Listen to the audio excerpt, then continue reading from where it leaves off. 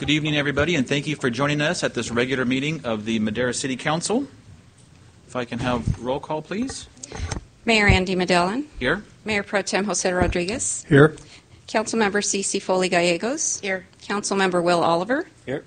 Councilmember Derek Robinson. Present. Councilmember Charles Rigby. Here. And Councilmember Donald Hawley. Present. Thank you so much, Sonia. We have with us this evening to lead us in the invocation my dear friend from Gloria of Zion Ministries, Pastor Joyce Lane. If you'll stand with us, please.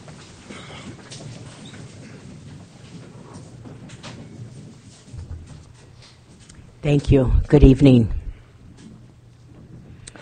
I will be using the scriptures to pray, coming out of John 13, 34 and 35. A new commandment, Father. Jesus spoke, I give to you that you love one another as I have loved you, that you also love one another. We recognize it's a great importance that Christ would command us to love.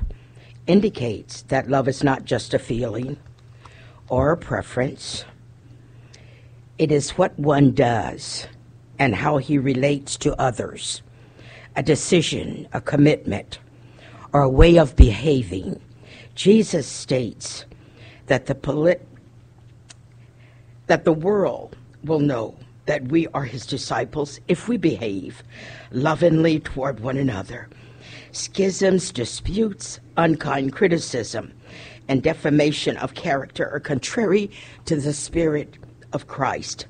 His love was a sacrificial love. It was unconditional love. His love is constant and self-sustaining. His love provides for the best interests of the beloved and one another. And he commands that we should love one another as he has loved us. Politics has a tendency, Father, to breed conflict and division. Let this not be a place of individuals hoping to gain and achieve power. Help us to lay aside our personal agendas, personalities, and seek God for what is best for the city of Madera and the people of Madera. Let us all be influenced by the presence and the love of God. And Jesus quoted, by this, all will know that you are my disciples, if you have love one for another.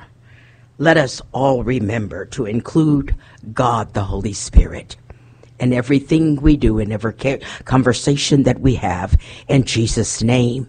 And all of the people did say yes and amen to the will of God. Yes and amen to the will of God. Amen. Pastor Joyce, thank you so very much for those words. If you'll join me in the flag salute, please. Ready, salute. I pledge allegiance to the flag of the United States of America and to the republic for which it stands, one nation, under God, indivisible, with liberty and justice for all. Thank you.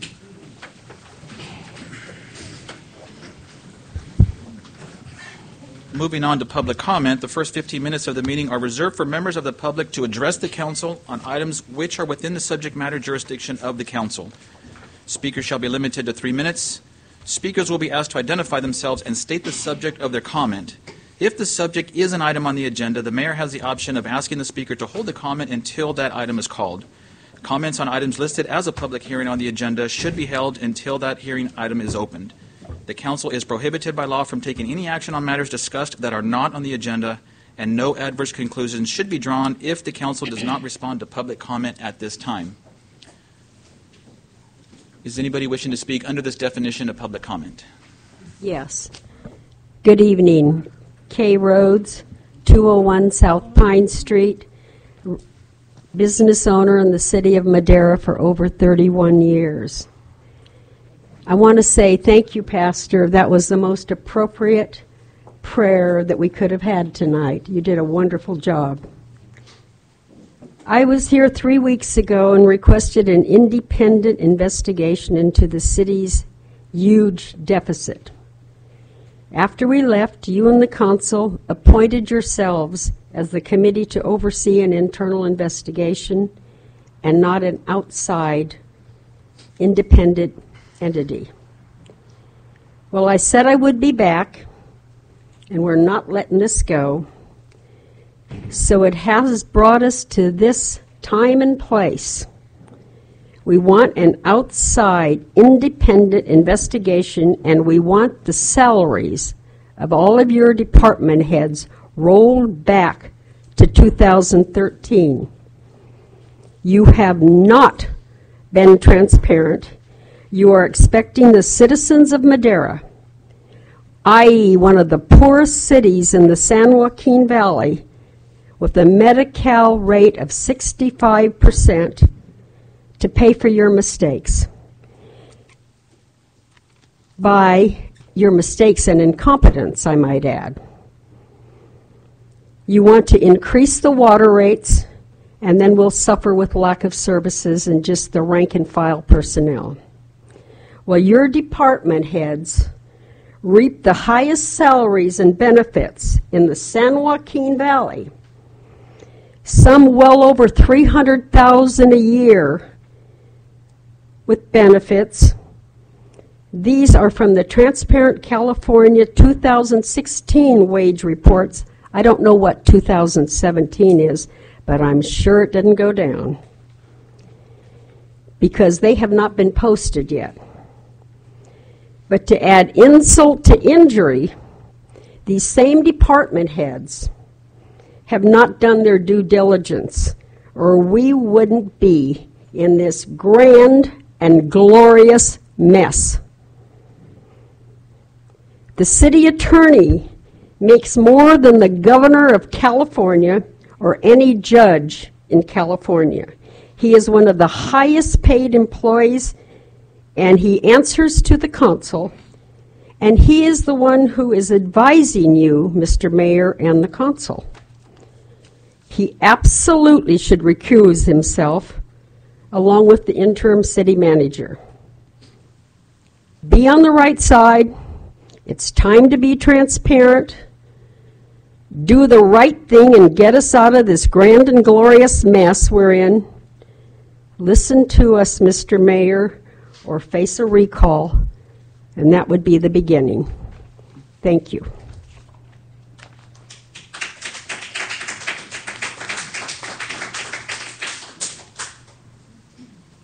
Anybody else wishing to speak under public comment?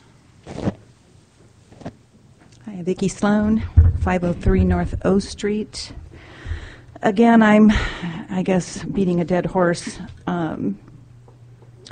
Following up on the topic of the audit, I wanted to thank Ms. Foley-Gallegos for her efforts, the meeting of January 17, to identify a candidate and initiate the audit. When the council members went into private session, closed session at that meeting, I assumed that everything was done, so we left. Then apparently that wasn't the end. So my understanding of the situation was that the public didn't want Mr. Manfredi considered because he was too close to some of the council members. And some of the council members didn't want Mr. Manfredi considered because he's too close to Mr. Pistoresi. Frankly, I can't see Mr. Manfredi sullying his good name and reputation to skew an audit.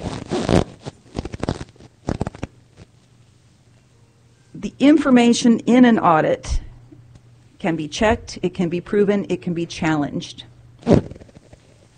So rather than delaying and postponing and arguing and stalling, find an entity and start the audit.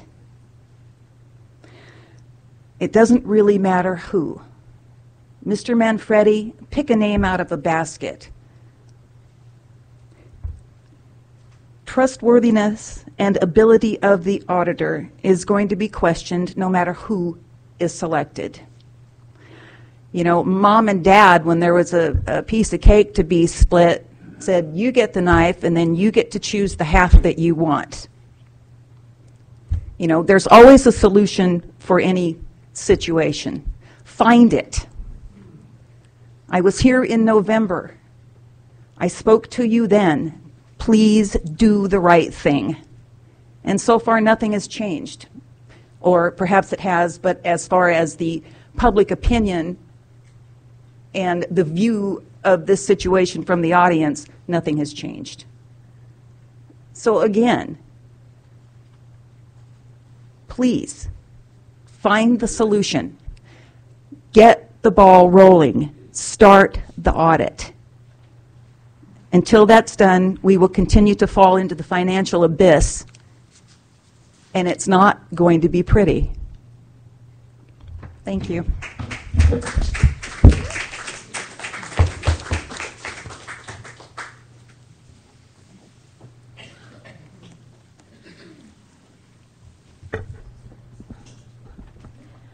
Jennifer Peters and Kurt Peters, 18 Point West. Mayor and City Council, thank you for giving us a few minutes of your time. Tonight we come before you with a request for an official document. A decision was made by Code Enforcement on October 23rd at 8:10 a.m. by Mr. Jim Talbert that was overrode by the Planning Department on January 5th, 2018, after we installed a trellis system approved by Code Enforcement in our backyard to be used to train grapevines. The Planning Department's justification for the decision was based on a document entitled PPL 87-02. The document appears to be unofficial. Parts are handwritten. It's not notarized or adopted in the Point West Homeowners Association CC&Rs. The document was disclosed to me after requesting a copy from Mr. Boyle. Prior to my correspondence with Mr. Boyle, a letter informing us of the decision to override Code Enforcement was presented in person to my husband at his place of business and not at our home by Mr. Boyle and Mr. Merchant.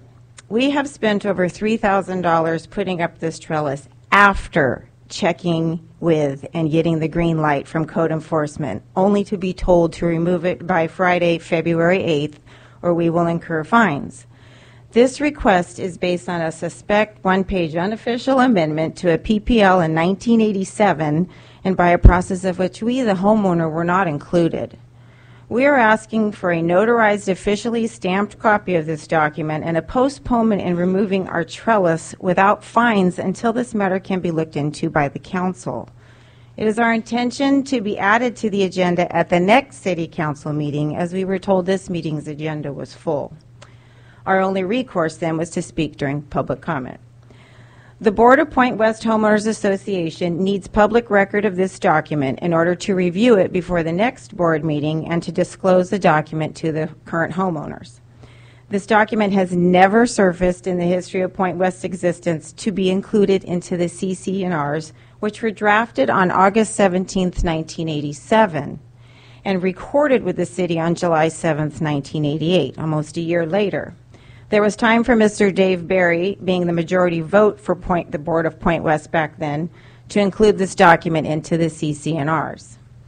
As a taxpayer in the city of Madera, not reaping the benefits of street repairs, sweeping, and other taxpayer services provided by the city, it's slightly irritating that the city can come into our gated community and dictate the landscape of our backyard. I realize the issue is alive due to a complaint by our neighbor at 19 Point West, of whom I have tried to have a private meeting with, so not to bother council with item like this. That meeting has yet to been accepted. The only benefit of the neighbor's complaint is that some housekeeping between the city and Point West Homeowners Association paperwork might be cleared up. We thank you for your time and consideration in this matter, and we'd like to hear from council on whether we can have the extended time before removal of the trellis, if indeed the trellis actually needs to be removed. And that is all. And I do have documents, copies of those documents, if council would like them. There's a packet for each one of you. Thank you, Ms. Peters. So there has been a decision by the Planning Commission, Yes. and so you're challenging that decision. You weren't able to get on the next agenda, but you came down just to let us know what's going on. So you're really wishing to get on the next soonest agenda to explain Yes. your position. We're concerned because this obscure document has been floating around since 1987 and never adopted into the CC&Rs, which guide the gated community. Okay. And a PPL, my understanding was to have Mr. Dave Berry create an official map and everything and how that was going to lay out, and not for structures that are coming 30 years later. It just does. I mean, it's a trellis for grapevines. It's not like it's something I completely monumental. understand. So I would just like the opportunity to, because for us to take it down and put it back up again and take it down, it's going to cost us money. So if I could have just an extension to be able to speak to you in a formal matter with, supporting documents and things like that, it would give us a. What I'll do is I can meet with you tomorrow, and I can kind of explain the procedure with our planning department. Okay. And how we can get on the next council agenda. So Okay. we can get this hashed out. Okay, I appreciate that. Thank Okay. you. Thank you for coming down. Anybody else wishing to speak? Yes, sir. Good evening. Khalid Chaudhry, 450 South Madera Avenue. How's everybody doing? Okay. I want to add a few things to Ms. Rose. Mr. Mayor, you mentioned in your editorial. Oh, okay. Thank you. That you work for $500 per month. I found out that you and Mr. Jose Rodriguez, they also received health care benefit for themselves and their family, for yourself and your family, That's correct. for $2,000 per month, over $2,000. So nobody else received it. So here I'm questioning management controls, HR. I mean, your salary is $500 and benefits are $2,000. So usually salary is $2,000 and benefits are $500. So what about others? Equal work for equal pay. I don't know whether any kind of federal law was violated here for other people. So please return that benefit which you received over a year, around $20,000, $25,000, whatever.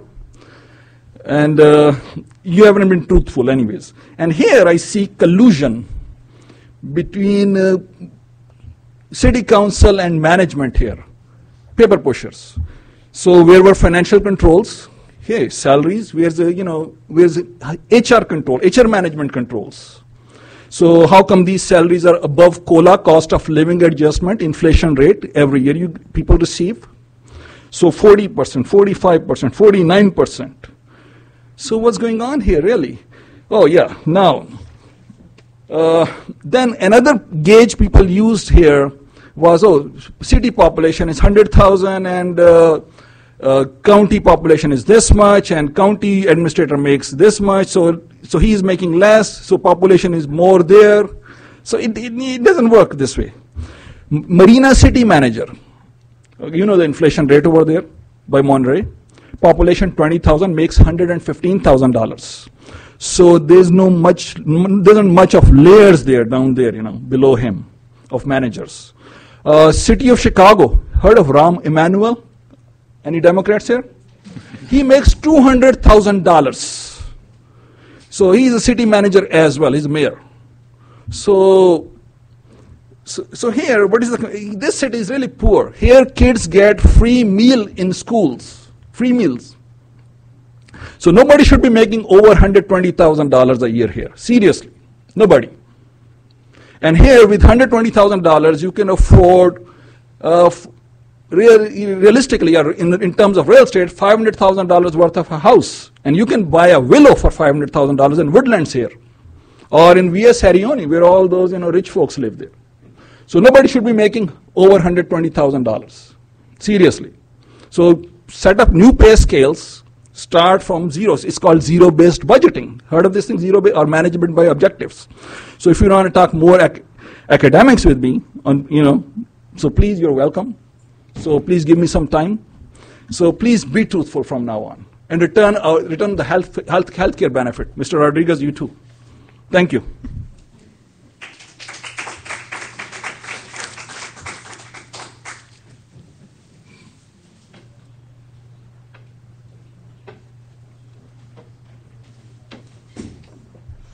Hello.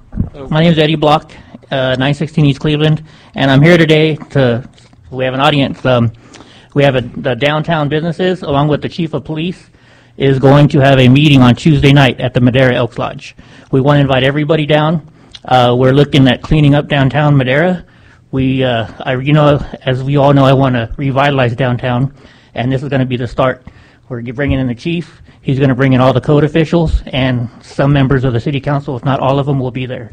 So if anybody wants to come down, I have brochures in Spanish and in English, and we'd like to invite you down to the Madera Elks Lodge at 7 o'clock at next Tuesday, and that's right at Courthouse Park across the street. So thank you. Mr. Block, I want to add real quickly to please share with your wife that she did an excellent job on the KC24 segment that covered the Business Watch program, so please extend our thanks. I will. Thank you.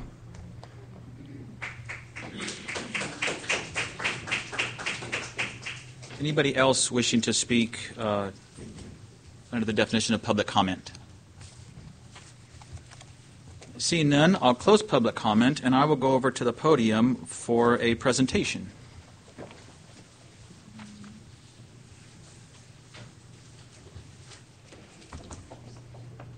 I have it here. We are going to celebrate 150 years of elkdom. So if I could have the 150-year chairperson, Timmy Milor, also committee members, Deborah Samora and Moki Calger, and I believe we also have with us the Vice President of the East Central District of California and Hawaii Elks Association, Mr. Doug Rowe.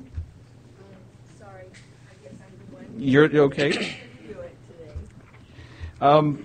As we celebrate 150 years of kingdom, I was really kind of taken back on just how much Elks nationally has done with over 1 million men and women in 2,100 communities that have dispersed over $3.6 billion in cash, goods, and services to our nation's youth, veterans, the disadvantaged, the handicapped, and of course the patriotic and civic programs. And Madera Elks, BPOE, has celebrated 64 years of that 150 years. And so they don't want to hear me go on and on about the Elks. They want to hear you. So, Ms. Melora, I will certainly give you the stage. And at that, after you say a few words, I have a proclamation for you. Very good. Thank you, Mayor. You're very welcome. And I want to thank Council for giving me the opportunity to be a representative for Madera Elks in Madera. I've only been 11 years of those 64, but have been very active. I don't know, I'm pretty loud. Been very active in various programs and chairmanships for Madera Elks. Those that are very prevalent here is the California-Hawaii State Project, which is therapy services that are also conducted here in Madera. I can't give you how many or how many schools, but there are families here that are receiving therapy for their children through the Elks contributions. We also have the Elks National Foundation. Elks National Foundation is, we provide donations from the Elks as well and from other individuals, but through that program we have community investment programs, which are grants that come back to the lodge and is returned to the community in various ways. They may come in through, we've helped Big Brothers Big Sisters, different packaging for the children. We've helped Madera County Food Bank, most recently with the assistance of our Councilman Charles Rigby and Will Oliver. We, through the anniversary grant that was given because of the 150-year celebration, we were able to hand over $1,500 to the Pomona Ranch for those families who would, through the winter, have been on the street. So I'm very proud to have been able to, for our lodge, to be able to give that back to the community, which was given to the food bank today. One of my special things, and I can go on, but is the Dictionary Project. The Dictionary Project has been alive here in Madera since 2007. We have given out over 20,000 of third-grade dictionaries to only the third graders in 4 school districts in this community. It has been sponsored by C.C. Massetti. I know our councilwoman, C.C. Gallegos, who I've known for a very long time, is one, and their school has been a receiving party of those dictionaries. We hear wonderful good things from the district administration, the teachers, the vice principals, and the principals, that this is something that their third graders need. We know that technology is up and running and will be forever. But when you think of the dictionaries and those children who need those to be able to start writing and being able to function in this kind of a society and coming here and be able to write or to even speak, the speakers here tonight who can put a sentence together, this is my thing. I call it the special yellow book, but it is a dictionary that is printed specifically for third graders. And I'm very happy that we have been able to do that since 2007. And with that, I want to thank again the opportunity to be here and to be a representative for Madera Elks this evening.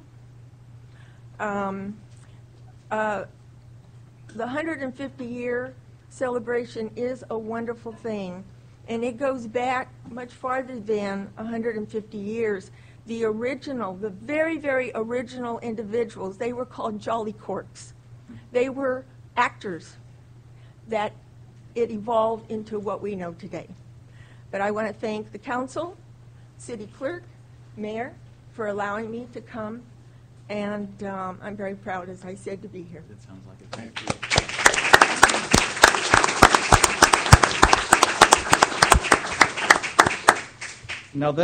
Now therefore let it be resolved that I, Mayor Andrew Magellan, do hereby proclaim February 16th, 2018 as a day in celebration of the 150th anniversary of the Benevolent and Protective Order of the Elks. Thank you so much, Timmy, for coming down. Thank I'll have you. you hold this, and we can maybe get rid of that. How about that? Great. Thank you. Thank you Thank again. you for all your work. Thank We you really again. appreciate it.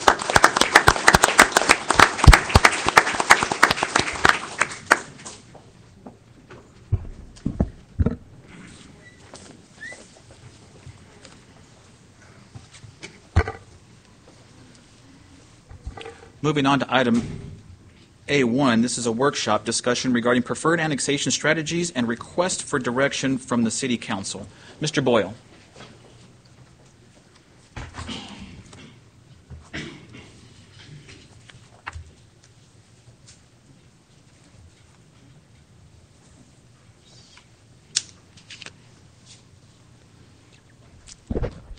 Thank you, Mr. Mayor, Council. Kind of surprised me there.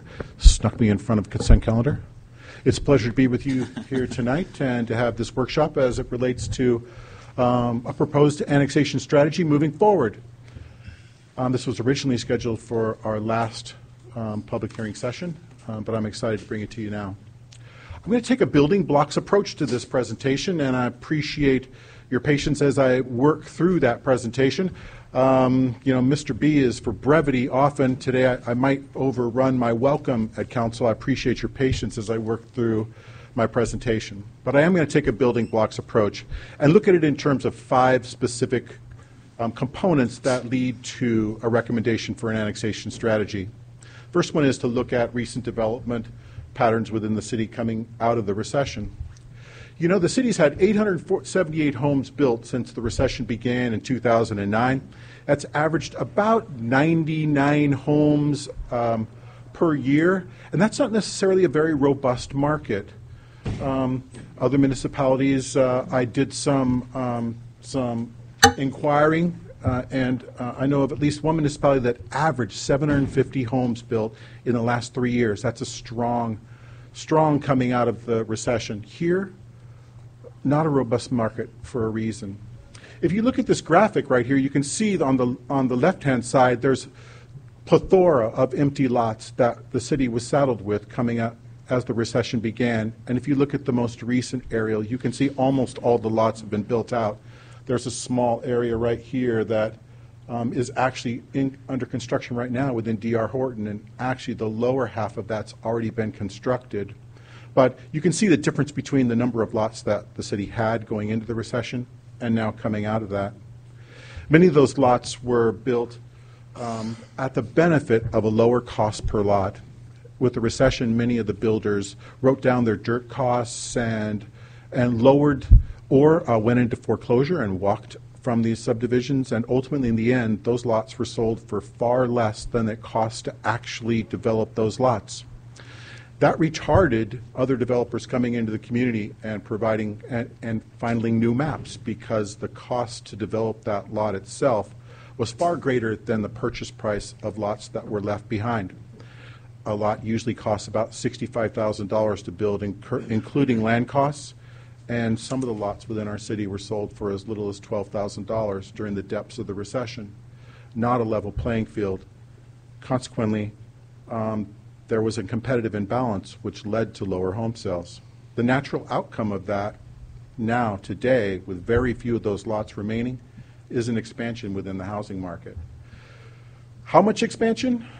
Well, if I look back to before the recession, in 2008, the city took in or issued 1,373 single-family residential home building permits. So more than 150% of homes that we built in the last 9 years, we issued building permits for in 2008. That's a substantial number. Am I saying that we'll see those kinds of home construction in the near future? No, but I will say that the housing market will be much more robust, and we should see outward expansion of the city's building area, and we'll also see additional builders come into the community in response to this level playing field that's coming out of it. Today, lots that are created, there's a level playing field. Those lots all cost each developer about the same to create. Note, too, that the city has, at that time, just 10 years ago, virtually all of those new single-family homes were being sold as above moderate income homes. So I'd like to think that our days of being a poor community are soon to be behind us. The second component is frame the issue within the context of the past general plan policies. There are extensive policies. We provided a couple of those to you in our staff report as relates to having a having direction from the general plan in terms of developing an annexation strategy. Policy LU 17, specifically directing all new development within the growth boundary that would typically be expected to connect to service to annex into the city by supporting annexation applications to the LAFCO. And then even LU 18, which says the city may, as it deems necessary, annex rural agricultural lands into the city to facilitate the development of the city and to protect agricultural open spaces at different service standards than urbanized areas. So that's one set of policies on a list of policies that speak to developing an annexation strategy within the city. It's not that there hasn't been direction in the past. Our 1992 general plan specifically stated that the city should develop an aggressive program to annex lands. So for the last 25 years, we have had direction within our general plan that indicated a more proactive annexation strategy be implemented within the city. The third building block would be to examine the TSA as a factor in the present conditions within the sphere. Let's first look at our recitals within the annexation, within our TSA, because if I read them all, I'll just read the first one. It says annexation. I'm sorry, Chris, I really hate to interrupt. Yes. But just for the public's point of view, can you maybe briefly touch on what TSA is? And surely. The ABCs of annexation. Thank you. Thank you. Okay. Well, a TSA is that stands for tax sharing agreement. And a tax sharing agreement is a document that's entered into between the county and the city, which facilitates among other things, a process of transfer of lands from the county into the city as the city grows. It can do any one of a number of other things as well. Our current TSA provides for $50,000 donations by the city or contributions by the city every year to the library. We provide law enforcement services to Parkwood as a component of that TSA. We share some of our sales tax with the county. There are some other provisions that are included within it. So a component of a tax sharing agreement is the annexation of lands, this agreement between city and county that gives a process for referral of projects to be examined by the city, and then the city has opportunities to take various steps as a component of that project. Are there any other questions about that? And there is a quiz at the end of the period. Yeah. They're very easy to reach, right? Yeah. Yeah. So coming back on, and thank you, Mr. Mayor. Coming back on to my presentation, one of the first recitals of our current tax sharing agreement with the city, with the county, which was entered into last June, June of 2017, so it's a fairly young tax sharing agreement. Annexation to the city of all areas within the sphere of influence benefit the city and county and are key to economic development for city and county, and without which there will be, in effect, reduction of the ability of city and county to serve their citizens. The various recitals we have here, they all speak beneficially and proactive and positively about the benefits to both the city and the county as it relates to a transfer of lands from the county to the city as development pressures occur. I noted that a component of the tax sharing agreement is how projects are referred from the county to the city. Well, those projects are actually specifically located within the areas surrounding the city that's called the sphere of influence, or the urban growth boundary. Our tax sharing agreement kind of uses those areas interchangeably. I'll have some graphics that show those areas physically as I move through the presentation. And what the TSA basically says, or the tax sharing agreement basically says, is that for projects that require a discretionary permit from the county, that would be a permit that would go to the county's planning commission or to its board of supervisors. That project shall first be referred to the city for review for the potential for annexation. And the city has 45 days from that point in juncture to take a resolution for annexation to the city council for your adoption, your consideration and adoption. If the city doesn't choose to take that resolution to the council, an alternative would be for the city to review the project for general plan conformance. And if general plan conformance can be found, then the project is allowed to be developed in our sphere of influence, consistent with the city's general plan development standards.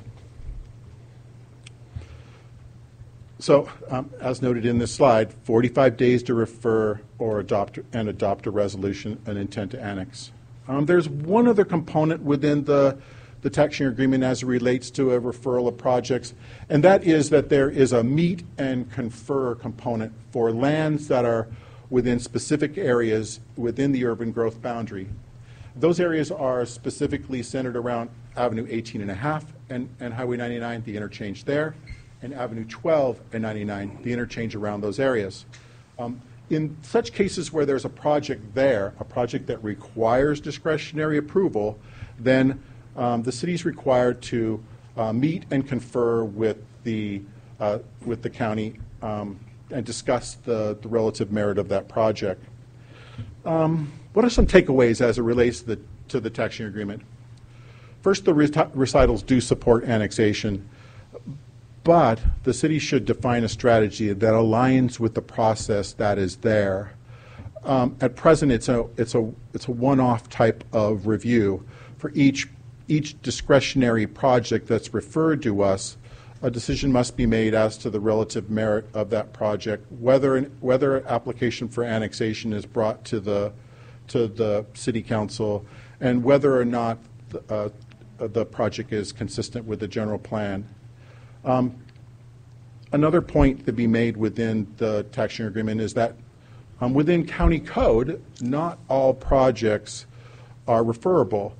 There are projects within the county's zoning ordinance that are what we call by right projects that need no discretionary review. And we'll look at some of those projects as a component of this presentation. But it can create confusion and inconsistency within the landscape because project that is by right may be developed without, for one thing, I may not know about it until someone's having a grand opening because it's never been referred to the city, and the city's never had even an opportunity to comment as to the relative merit of that project. Another component is that general plan consistency is difficult to ascertain or confirm. I've been working with a church project that's on the city's northern boundary, and planning staff has probably spent, the original submittal was not consistent with the general plan. We forwarded a response back to the county. That applicant asked to have an opportunity to meet with planning staff. Planning staff in turn spent, oh goodness, innumerable hours looking at that project, providing additional comments that they could alter the project to bring about general plan conformance. That work was completed on their behalf. Gratis, that's been 2 months, but the applicant hasn't come back, and the project hasn't been re-referred to the city for an alternative determination of general plan conformance. So it can be a difficult, since there isn't any real process in place that says this is general plan conformance. Helping those clients get across that finish line, whether it's in the county or the city, providing that governance on their behalf is problematic.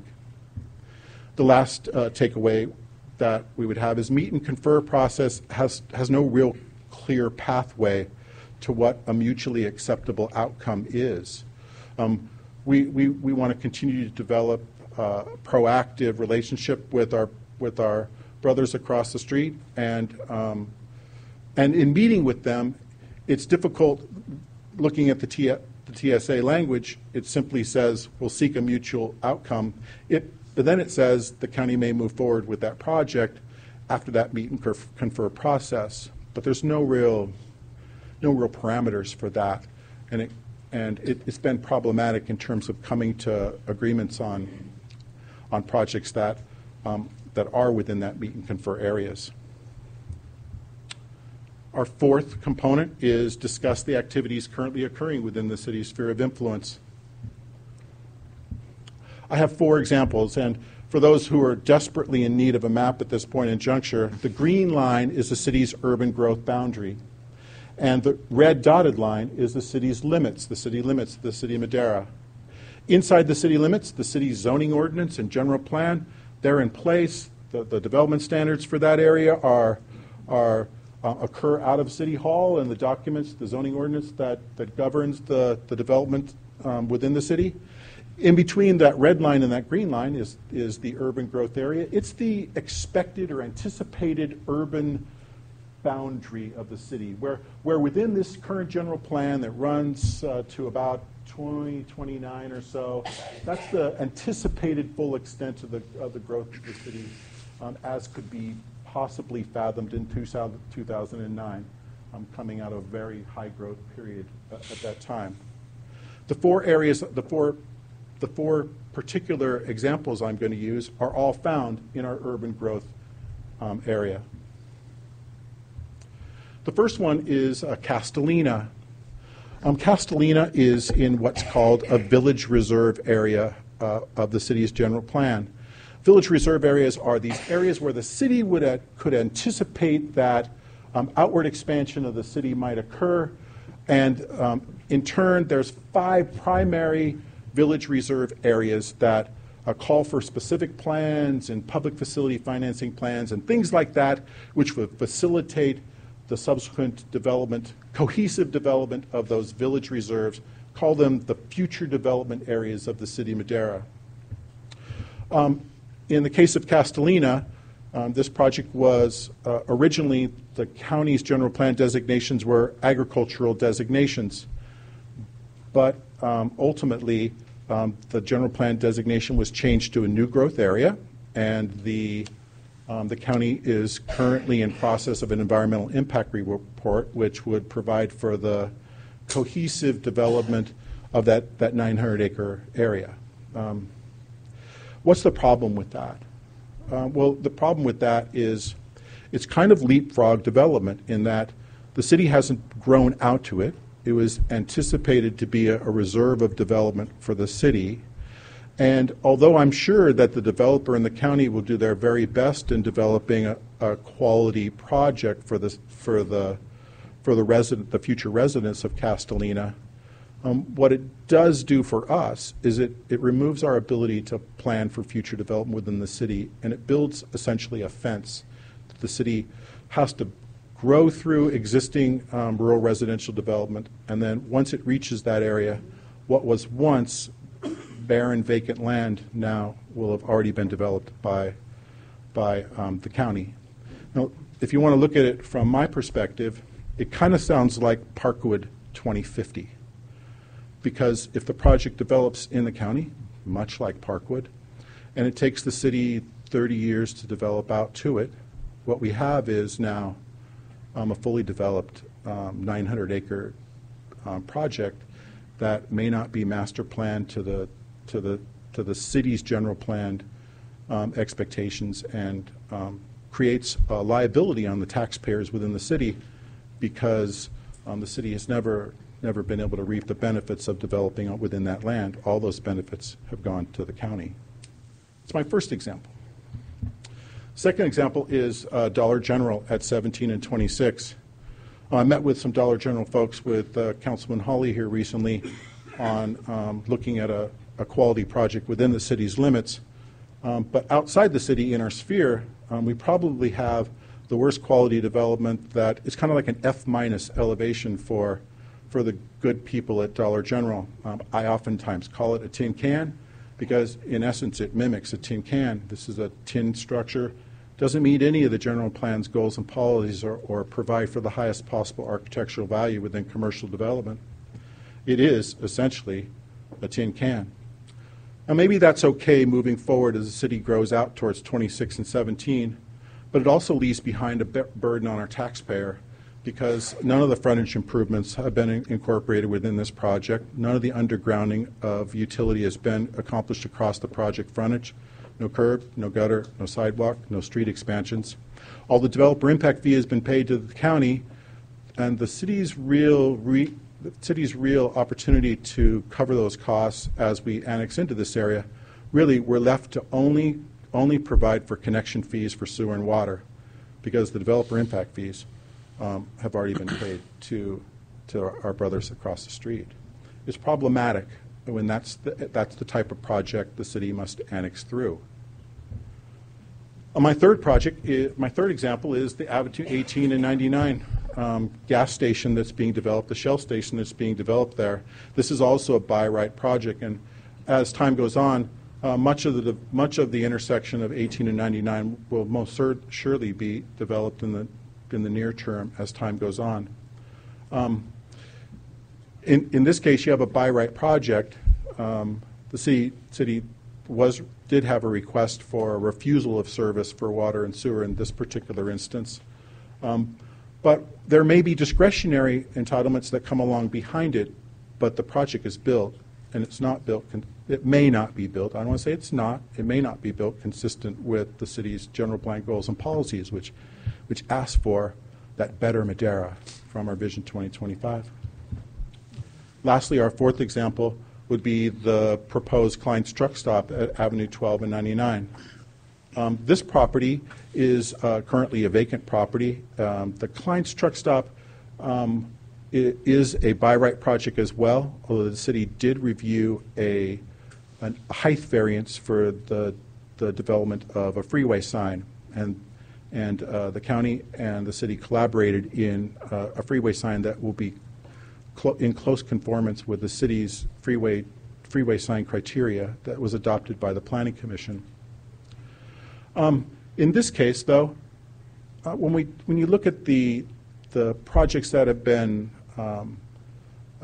proposed, or at least volunteered as being upcoming projects at this intersection. I don't want to foment rumor, but I've been told these are the types of projects that are proposed at the interchange. The red star would be where Midland Tractor is now displaying their product, and the rumor is that Midland is looking at relocating to that site. So we'd lose sales tax and a very important business within our community. The green star has been talked about as an auto mall, which is a great use on a major arterial intersection that the city has long wished to have that presence along the 99 corridor to promote automotive type sales activities. The blue star is the Klein's truck stop area, and the yellow star has been proposed as a freeway services service station type of commercial complex. In that many of those projects may be by right. I've never seen a site plan as it relates to that, but I have a dialogue with the county about these very items being proposed to be constructed within that sphere, within our sphere at this interchange, and that alarms the city. Our last component is an overview of the fiscal implications dependent upon various scenarios. Scenario 1 looks at if the city were to annex in advance of any development occurring, consistent with land use policy LU 17 in the general plan. In this case, the city would shoulder the cost for a LAFCO annexation application fees. There'd be preparation of exhibits and costs associated with that, supporting information, public outreach, and the like. And per our general plan, we would prepare a public facilities financing plan if those areas were in a village reserve.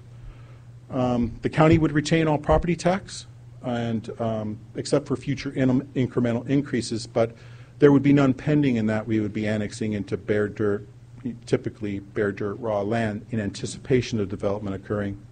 And since the land would be vacant, there wouldn't be really any impacts to sales tax as a component of that. So you could say it would be a push per se in terms of the impacts of the county, at least immediately.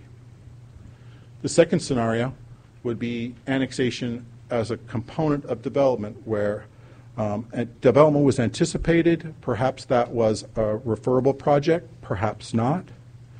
And with that development there in front of us, the city would make application for annexation as a component of that development being proposed. In that case, the city would collect the development application fees, building permit fees, plan check and inspection fees, developer impact fees, miscellaneous fees such as encroachment permits, and the city would retain the property tax increment beyond the base that was in place at time of annexation. And sales tax would be retained except as provided for currently within our tax sharing agreement at a 3% return to the county. Also, as a component of that, the city would apply its goals and policies from its general plan, the development standards of its zoning ordinance, the engineering master plans that guide the outward expansion of the city. We had an opportunity to create development agreements with our development partners to facilitate logical cost structuring, because we know that expansions are not inexpensive, and the city would be responsible for that provision of service. Our last scenario would be development before annexation. If the city didn't choose for annexation, in that case, the county collects all development application fees, building permit fees, plan check fees, all the fees that I've discussed prior, would keep the property tax increment and the sales tax, and it would apply its individual standards in terms of general plan and zoning. In terms of a referable project, the city would have that opportunity to determine consistency with its general plan. But if an application or if a resolution for annexation wasn't adopted by the council, this would be the strategy or the scenario that would be the outcome. So what are the conclusions of my building blocks approach? How do all the blocks stack up? Well, from a land use planner, who likes to build things. I grow cities. That's what I'm paid to do. I feel kind of fenced in because 2 of the 3 primary village reserves are currently anticipated for development. We have Castellina here in the northeast. We're seeing development start to occur in our village reserve along the Avenue 12 corridor from the 145 out to the interchange at Highway 99. That more than that, we have 2 additional village reserves here on the north side that are actually being removed from our sphere of influence as part of the MSR and sphere update that we're currently working on right now with the county. Our consultant right now is working on a draft to that MSR.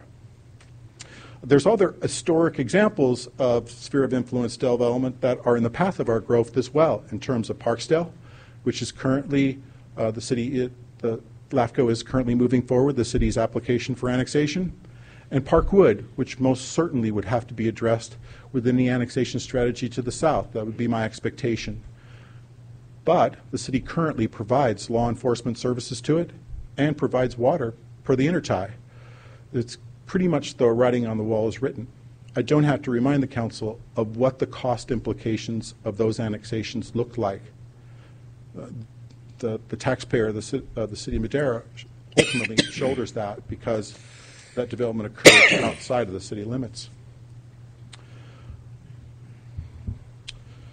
Other conclusion, the city is poised for outward growth. Will it occur in the city or will it occur in the urban growth boundary? History tells us that there are few positive benefits to the status quo when the strategies for a proactive annexation allow for the city to have much greater control for its outward growth and implementation of its long-range planning documents. Looking at those 3 strategies, the fiscal health of the city is impacted both in the long term and the short term, and the general plan implementation is compromised when development occurs out in the sphere outside of the city limits. Lastly, the general plan's goals and policies direct the city to engage in a proactive annexation strategy, and the TSA supports a strategy of proactive annexation policy.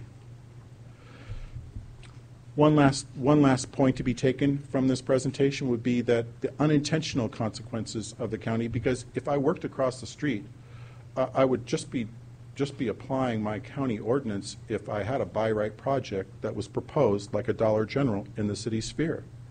The current planning documents that are in place between city and county would provide for me the ability to build a Dollar General in that sphere by right, depending on the zone. But there are unintentional consequences to the by right ordinances of the county, and in turn, they encourage a proactive annexation strategy across the street on the north side of 4th. That said, all my research leads to a recommendation that supports a proactive annexation strategy. That completes my presentation. I'd be happy to answer any questions the City Council might have and take your direction as determined. Thank you, Chris. I appreciate that information. Obviously, it was a lot to take in, and there's a lot of different angles there, but it's certainly something that we need to obviously discuss. I'm going to ask Councilman Oliver. He has a question. Thank you, Chris. I think you raised some very pertinent points. Having participated on one of the iterations of the last tax sharing agreement negotiations, I think we went through 2 or 3 different teams during that time. One of the things that we really stressed was not shooting for very long-term agreements. The previous was 10 years, feeling that it kind of puts us in a difficult position to be poised for some of those emerging changes or demands. I think in our current TSAs for 3 years. But I think my question would be for you is, what are the implications when a tax sharing agreement expires? Do you want to maybe share during the last go-around what some of our challenges were once that did expire for at least a year and a half, 2 years? My takeaways would be that it's not positive. There's no positive outcomes to not having a TSA in place. Whereas the city may have been able to retain all sales tax as a component since there was no tax sharing agreement in place. At the same time, our ability to have any type of referral process in place complicated having positive interactions and complicated development occurring within the sphere. I would much prefer to have a tax sharing agreement in place than to allow for the current tax sharing agreement to expire at that 3-year point, because I don't think there's positive outcomes either for the city or for the county. And I think that my partner across the street would agree same. That's about all I would volunteer along those lines. I think that the negotiations that occurred as related to the current tax sharing in place were done with good faith, and I think that they work both for the county in terms of our contributions to law enforcement and the library and our booking fees and things along those lines. They more than offset the give back in terms of our sales tax component. I think it's a workable document. It works better than our past tax sharing agreement. The reason why Parksdale is largely there is because the tax sharing agreement before that provided an exemption for development to occur within the Parksdale neighborhood, specifically allowing for development to occur within the sphere of influence, at least within the boundaries of Parksdale. That component was removed as a component of the new TSA. Ultimately, right now, we're working through that annexation as we speak. So my takeaway would be that I don't think it's a positive to have no tax sharing agreement in place. We need to continue to collaborate with one another. Much better to have open dialogue than to have no dialogue at all. Absolutely. And just with respect to LAFCO, if you want to briefly explain that, not into terrible detail because they can get very nuanced, but I think it's important to note that they are a third party that have to be a part of those decisions, and they are essentially or supposed to be independent of our respective agencies. Do you want to elaborate as to that? Well, Councilman Oliver, they are independent of the county and the city, and they act as an organization that facilitates the transfer of lands from one agency to the other, from the county to the city. So in order for that to transpire, there's an annexation process that occurs. There's specific responsibilities that need to be followed through as a component of that annexation application. The Parksdale process is now 2 years into that. They're coming close to having a vote, but the city doesn't guide that annexation and the county doesn't guide that annexation. The LAFCO and the board within LAFCO, which includes members of the county, the county board of supervisors, as well as the city's council and a member at large, they facilitate the ultimate decisions they and the citizens within that annexation area ultimately facilitate a positive or a negative outcome. Thank you. I think just final comments real quickly. I do agree we have to be proactive, and I think that shorter term tax sharing agreements are good in that they bring both parties to the table with both of their needs and opportunities. So I think we have to be aggressive when the time's right, whether it be to the north or the south or there to the east.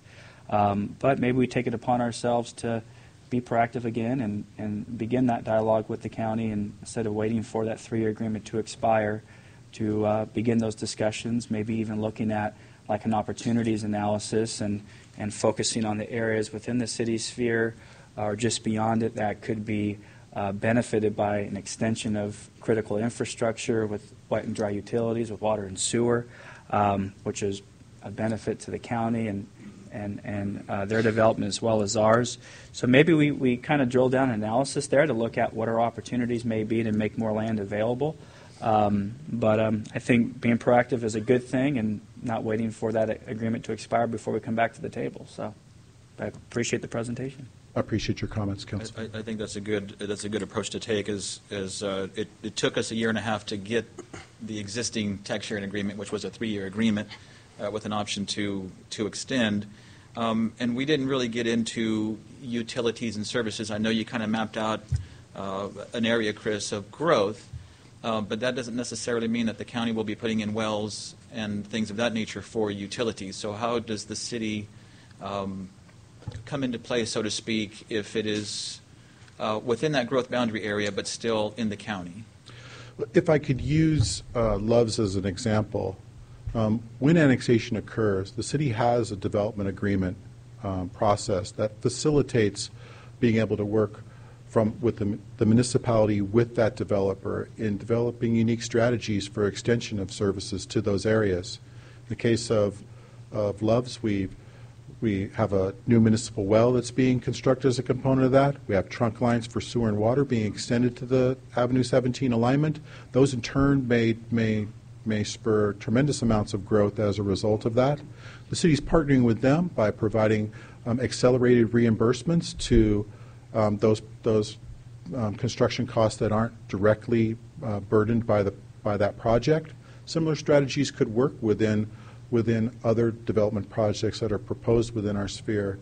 And those things are we can't really take advantage of those development agreements and the uniqueness that we have available to us in crafting those if development's occurring outside of the city's limits. Thank you. And again, I think this is, I find it fascinating, and I think since we have a good crowd here today, I'm just trying to kind of throw a few things out there that might be beneficial, not only for council but for the public. But I want to go back to the Dollar General and a couple of things that you pointed on. That is a tin can, and I drove by 145, and that's a nice-looking Dollar General with stucco on the outside, and in the parking, it's not gravel. And really, when you compare the two side by side, if there was a meet and confer with the city and the county, obviously the city would have said that we have standards that we want to meet, and we would like that to be up to a better standard. So if you can just elaborate a little bit when you said as we grow out there in the city limits, how would that affect us? For instance, where's the fine line between the city would recommend that you underground the utilities, that you have curb and gutter and road improvements? Where's the fine line between that's the standard we like to see and you would price that project, it's no longer feasible, so Dollar General or nobody else would actually want to build because it's just not feasible? Thank you for your comments, Mayor. As I often say, you only get to build it once. So it's a one-time cost and a lifetime building. And in my position, I have one side, I have the development standards of the City of Madera and the goals and policies of my general plan. And I have on the other side, I have the development community. And I understand that nothing gets built if nobody makes money, because God bless America. Right. And so I'm tasked with this job of meeting people in the middle and finding mechanisms that allow for development to occur that meets the goals and policies of the general plan and still meets the bottom line for that developer. And I think that our efforts here in the city, they kind of stand the test of time in terms of a better architectural standard coming out of the ground in the city right now and for the last decade. And what's frustrating for me is that noting that you only get to build it once, whoop, there it is. Yeah. And it's not going away. And here I might have a development right next to it at time of annexation that I'm going to ask that developer to build to a higher standard. And it becomes a difficult negotiation tool when they go, wait a minute, what about that right there? Right. Mm-hmm. And so it's a frustration for me knowing that you only have to build it once. And I'm not poo-pooing on my neighbors across the street because they have their code. They're implementing their code, which provides for a by right project. But I'm across the street and I have a different code, and it can be frustrating for me when I drive by and see that type of architectural style.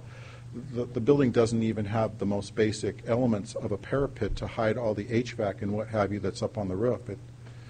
Boy, it frustrates me. Well, it's frustrating for me, too, when sometimes people in the public feel like Madera is not business-friendly or that Madera did not want a particular business or of the like. And we would certainly welcome any and all business, but there's that fine line between the standards because, as you say, especially on the 26 corridor, we have a new high school that's going to be built, and I would certainly anticipate some growth in that area. And as I drive by the Dollar General and think that that's going to be in the middle of additional growth, we should have standards, being cognizant of the fact that developers and builders need to make money. But as you say, build it once. And we want to at least have a chance to find the sweet spot that provides a building that the community can be proud of, that still meets the budget of that builder.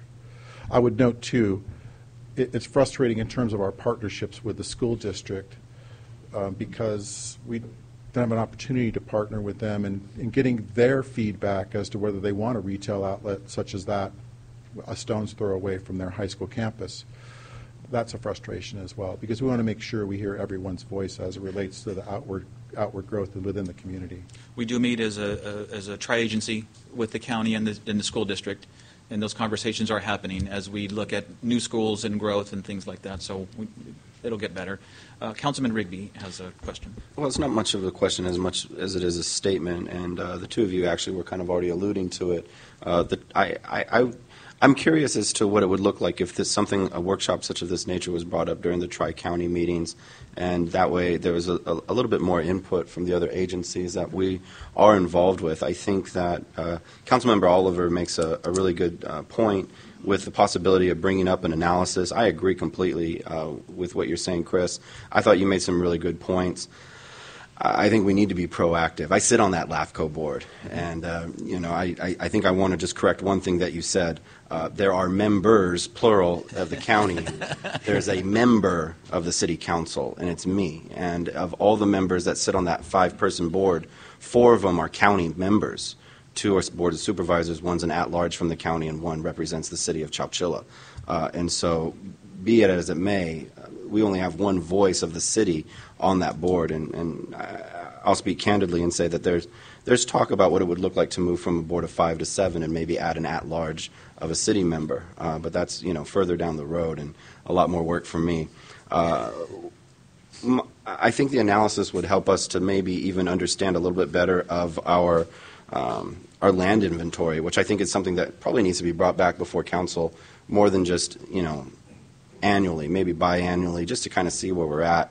I'm hoping through that analysis that we could dive in a little bit more into SB 628, which is the presentation of EIFDs, which I think is something that a city of our size could be really strategic in using. I don't know if our council members are familiar with that, but I think that looking at some of these core areas, like you said, to the north side of town, the south side of town, EIFDs could be a great way for us to go. I know I need more information on it. I'm still learning about it, and it's new to the state of California. But I think, again, if we can get more people to the table, I think this is a great discussion, and I appreciate you starting the discussion, Chris. But I don't know if I'm personally ready to say, here's our plan tonight, because I think it includes so many more agencies. But I would say, though, that I'm leaning more towards your arguments that it would be nice to find, in your words, the sweet spot for not just the developer, but for all of the agencies that are involved. City, county, you're talking school district, possibly Madera County, Office of Education, so forth and so on. But I appreciate you bringing this forward tonight, Chris. Thank you. Thank you. Thank you for those comments. Any other questions for Mr. Boyle?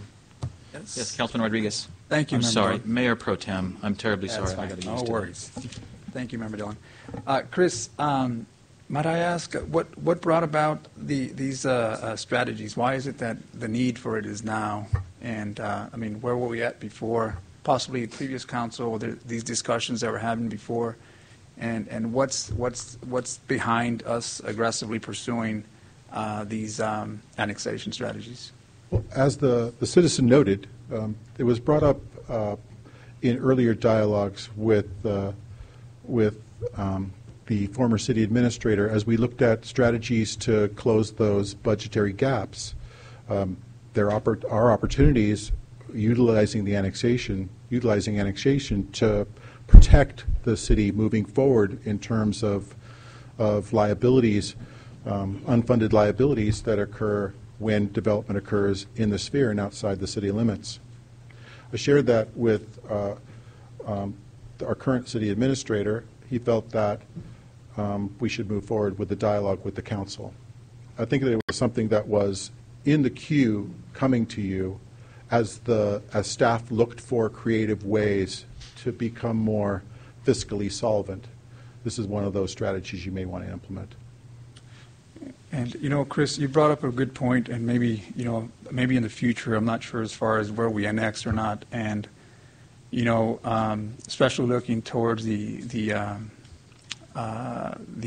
north, with respects to the areas like the village there, Castellano, did I get that correct? And Castellina, yes. Castellina, I'm sorry. And, you know, you also touched on how these buildings that are being built out there are becoming, I don't know, maybe they're not into art standards, but why aren't we aggressively providing some type of strategy so that we fight against something like that? I mean, if last that I remember when we attended this Tri-County meeting, or I'm not sure if that's the correct term there, but when the county, the city of Madera, and the city of Chalchula were at this meeting, I think we were talking about land use and how can we better serve, especially the county can better serve its partners like the city when creating these types of plans, especially for buildings that are out there. Because I'm not in agreement that we should dismiss any villages that are out there, but rather, why are we not fighting aggressively to have them conform to our standards as well? Because essentially in the future, as we grow, and as our plan shows here, we start growing, whether it be the west, east, south, or north, that becomes something that we annex, and yet like you said, it becomes a very costly annexation because of what took place here, and I'm assuming you used Parkstill and Parkwood, but I mean, so that we don't get into these issues later on. So the strategies that I'd like to see and put in place is, you know, why not fight for those type of standards?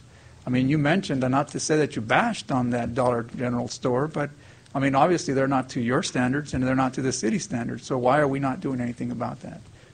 Well, in essence, because we have a tax sharing agreement that provides us a process for referral of specific projects, and those projects are only projects that are discretionary in nature. My staff processes discretionary applications that don't come to the Planning Commission or across the council's desk as well. In this case, the county perhaps has a more liberal use schedule in terms of development that occurs by right. So they can go straight through site plan review and establish those uses. When that is the case, they are operating consistent with our tax sharing agreement, which only provides for referral of discretionary projects that require the approval of the Planning Commission or the Board of Supervisors or both. And we have a 3-year agreement. We're entitled to honor that agreement, and that's exactly what we're doing. And that's exactly what they are doing in terms of that development occurring by right in that area. It's not a question of, in this case, although I can look at it and saying, boy, I don't like that. In the end, I accept that because if I was working across the street, I would be operating 100% consistent with my tax share agreement and the county zoning code. So it's frustrating, but by the same token, it's 100% consistent with the guidelines that are in place for development occurring in the sphere. No, I understand it's consistent. It's just I don't think it's mutually agreed upon that these standards should be taken in place, especially when it comes to building. Now, with these TSAs that you bring out, especially within like this Klein's, what are the pros and cons when it comes to who's putting what infrastructure, who's paying what, and obviously on this tax sharing agreement, if the city was to annex that property, how does that, where does that put us as far as costs for infrastructure? And who's forking out that money? Who's putting what? Who's got skin in the game here? What are they putting? What is the county putting? And are they aware that we're trying to pursue these annexations? And how would that come across for the county? To answer your last question first, I've had dialogue with the community development director across the street with the county as part of meet and confer, and advised them that I would be annexing the 12 and 99 interchange. That's how I roll. Okay, so and there's an understanding there that the 12 and 99 interchange is absolutely integral to the city's implementing its general plan. Our general plan says that we will grow out to and encompass the State Center Community College District. We have a responsibility to our educational partners to facilitate that. And what happens if we don't take those necessary steps as it relates to protecting that pathway, which now is constrained by Parksdale and Parkwood? If we don't protect that pathway, then it becomes increasingly problematic as to how to facilitate the general plan, which says we're growing south and east to the State Center Community College District.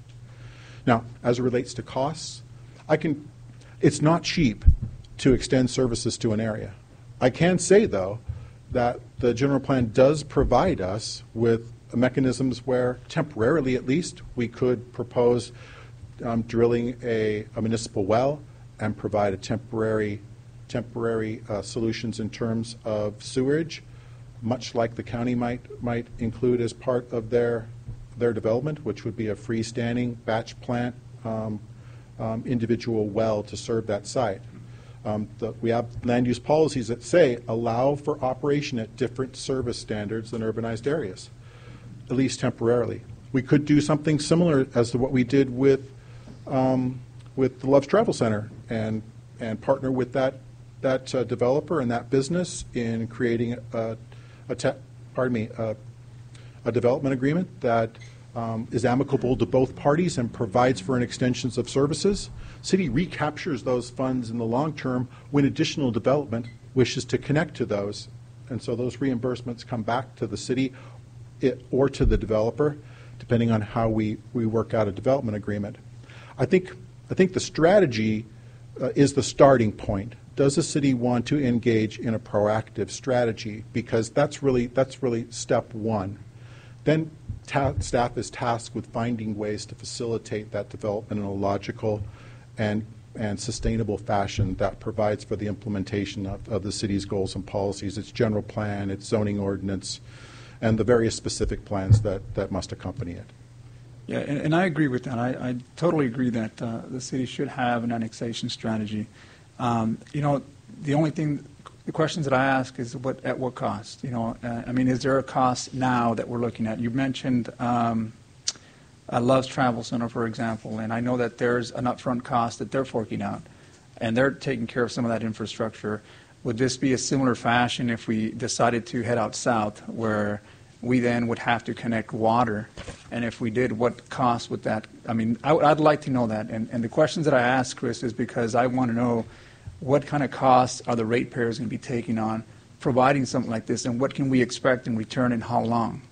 And those are the questions that I ask because I only think it's important not only to look at these strategies, but also let's look at what costs we have. At what time and point in the future are we recovering those costs, similar to what we have here with the Loves Travel Center?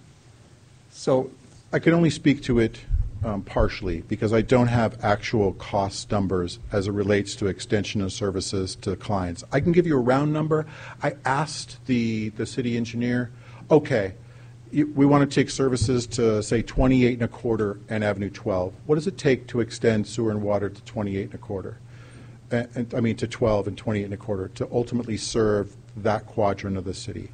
The city engineer provided a number of $5 million. As it relates to the development agreement with Loves, there was a total cost there of about $8.3 million plus the cost of a well. Of that, the unreimbursable cost that Loves shouldered is $1.4 million. And we're reimbursing to that Loves the remaining 6.8. That said, no annexation, no development agreement, no developer impact fees. That $1.4 million isn't on the table. That isn't a contribution on the part of that developer, his fair share contribution to the development and extension of services to that area. In terms of the $5 million that ultimately at this point in juncture would be unfunded because I don't have a developer agreement in place, those are the kinds of things we would look hard at with a development agreement or EFID, as noted by Councilman Rigby, as a potential alternative strategy for new that's recently been introduced within state ordinance. Yeah, and that's what I would like, that if we do pursue this route, that we do have those costs. I mean, obviously you don't have a development agreement yet, but similar to what Love's Travel Center was, is the entity that decides to go in there, are they going to front costs? Are we going to front costs? And those are the questions that I'd be asking for in pursuing this annexation as well. Is the question as to what the strategies with Loves is? Well, it is specific to only that development agreement, but Loves has responsibilities to install all improvements prior to occupancy and first day of operation. Of those costs, which are penciled to be about $8.2 million plus the cost of a municipal well, again, $1.4 million of those are not being reimbursed because they're their fair share cost. The remaining 6.8 is being reimbursed to Loves per a payment schedule that's agreed upon within that development agreement. So in the end, Loves provides all frontage improvements, extension of sewer and water, all storm drainage improvements as necessary for the site to fully function, develops a municipal well and the like, and all of those things are installed prior to first day of operations, and the city has a commitment to reimburse $6.8 million plus the cost of that well as outlined within a repayment schedule in the TSA. That's not only that, but those extension of services provide a whole lot more viability for development along the Avenue 17 corridor, because those utilities aren't there now, and they will be there, and they're built to ultimate master plan. So the capacity for additional connections, perhaps on the north side of Avenue 17, or on the pathways that water and sewer lines take to provide services across properties to the south. All that does is enhance the developability of that property, which has great sight lines onto the 99. And I, for one, would like to see the city better capitalize on its position and its interchanges on the 99 corridor. Thank you, Chris. And last but not least, you touched on the certain areas such as the projected high school. So some of those areas that are out there are not conforming to city standards. So when you have a high school that's built out there, then what next? What kind of strategies do we have for the areas that are out there that potentially can grow north of that? That's a great question, Councilman. As a matter of fact, there is a great amount of pent-up development pressure for growth out to and surrounding a high school. A high school is an icon that that residential neighborhoods want to focus upon, want to surround, want to become it to be the focal point of a neighborhood. And this department has seen tremendous amount of interest in expansion and subdivisions up into that area. The city's general plan, largely that entire surrounding area of the high school, is called out as low-density residential development.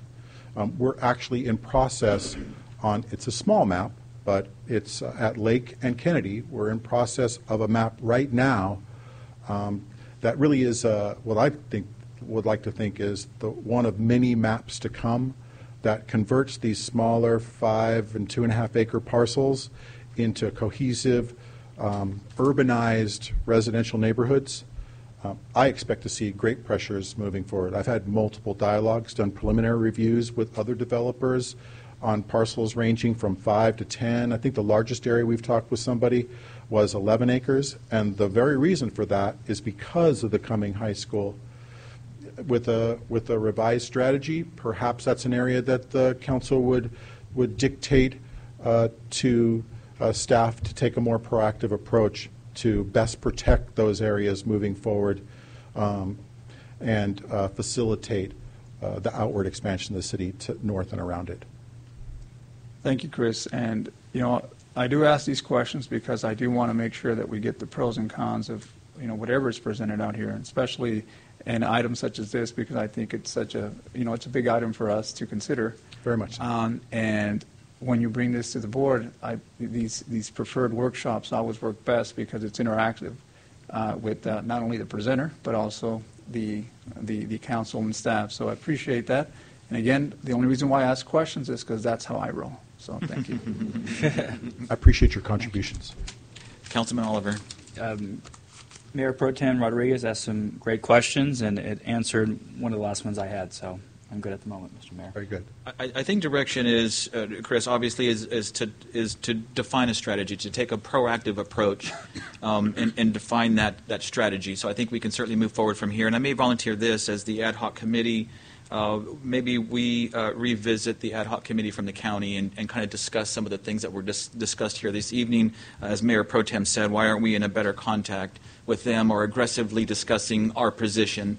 So I think we might be able to do that. And lastly, you had mentioned it's our responsibility to the growth south and the education corridor out to the college campus. But as we talk about savings, as we talk about cuts, as we talk about deficits, the responsibility is to everybody who lives in the city of Madera. There is tax dollars to be made for the city with this strategy, and you've obviously pointed that out. There's a cost allocated to that, but at the same time, if we look at growth, which is 10 years, 20 years, 40 years out, we can't miss the boat. We need to be aggressive, and we need to put the strategy and analysis in place sooner rather than later. Thank you, Mr. Mayor. Thank you very much.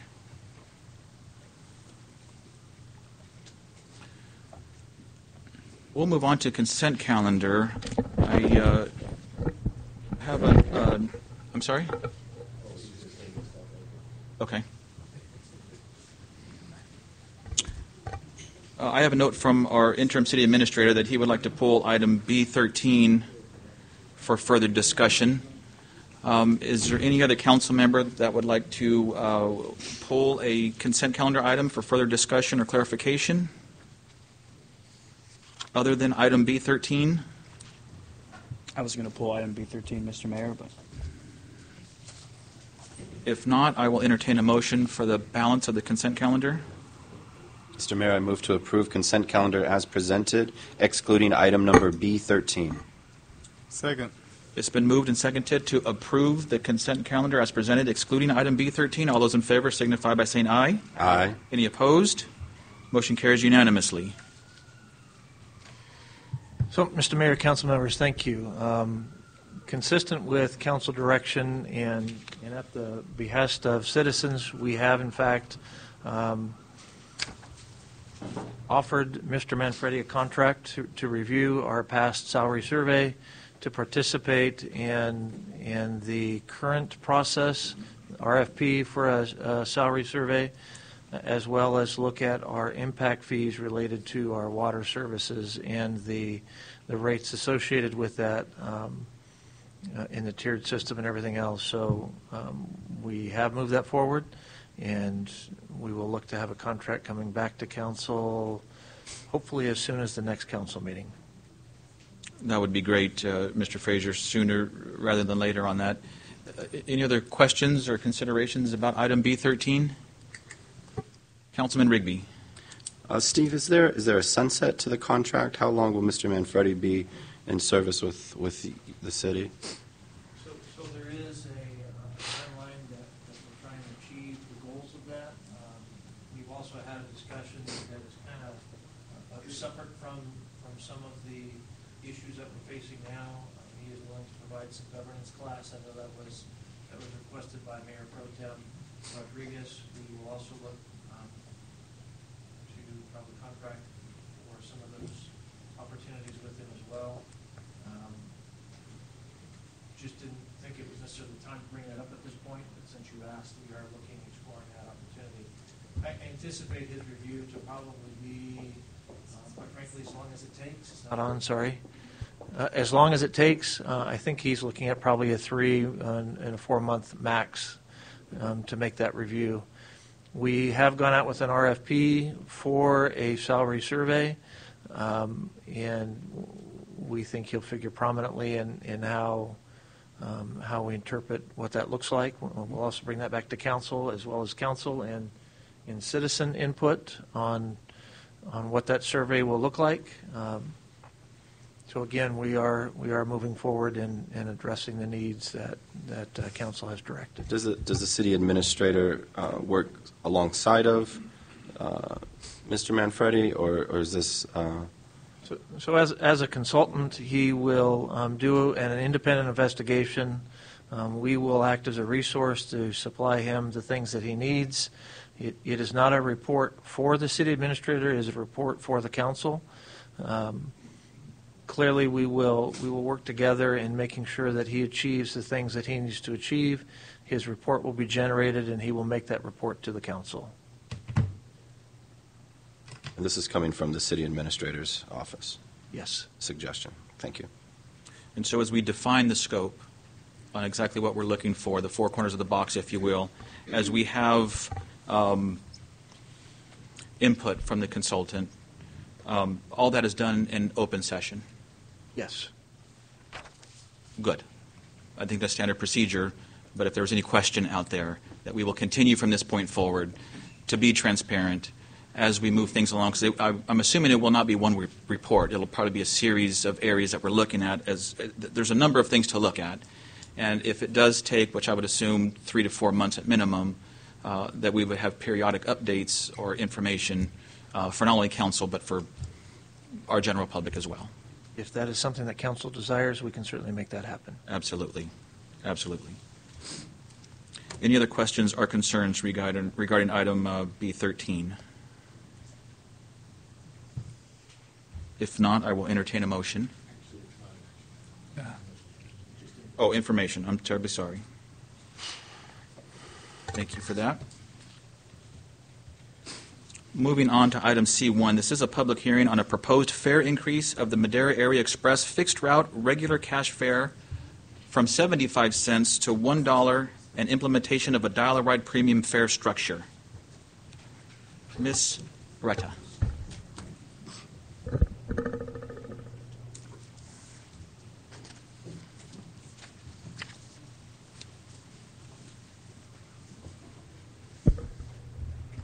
Good evening, Mr. Mayor, council members. This is a public hearing to solicit public input on a proposal to increase the Madera Area Express fixed route fares from 75 cents to $1, in addition to creating a premium fare structure for dial-a-ride services. Before we move on to the public hearing, I'd like to explain what has been done thus far. In this process, staff published a public notice in the Madera Tribune calling for public input, as well as posted the public notice at City Hall, at the Intermodal, and on our city's website. There was a 30-day period which ended yesterday, and we have not received any written public comments regarding this proposal. In addition, the Transit Advisory Board held its quarterly meeting on January 17th, and it allowed the public to receive a presentation on the subject by staff, as well as to make written or oral comments. We did not receive any written comments during that meeting. MCTC and the Madera County Connection was in attendance and did not express any objections to the proposal. Tonight's public hearing is another opportunity for the public to comment on the proposal. Before doing so, I'd like to request that council listen to a staff presentation on the subject. With that, I'll introduce our program manager, Deborah McKenzie. For those of you that do not know Deborah, she She joined the city in June of last year. She brings a lot of grant management, a lot of grant implementation experience, which is helping us to move forward a lot of transit, grants, and other city projects. I'd like to turn it over to Deborah.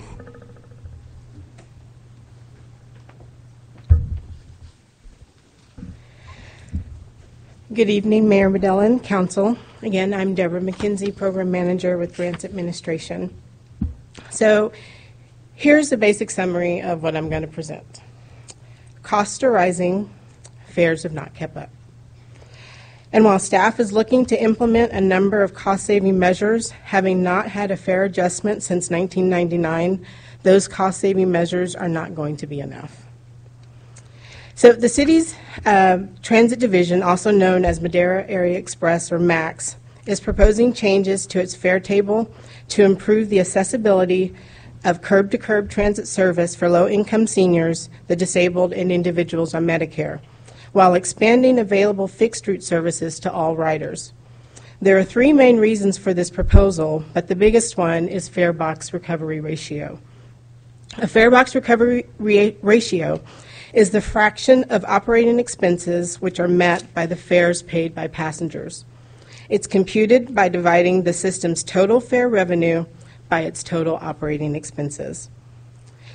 The City of Madera has a minimum fare ratio that it needs to meet to be able to receive state funds. For the fixed route, that minimum fare ratio is 15%. And for the dial-a-ride system, that minimum is 10%. And those are some important numbers to remember. So first, some background. In 1999, these were the fares that riders paid to use the fixed route system.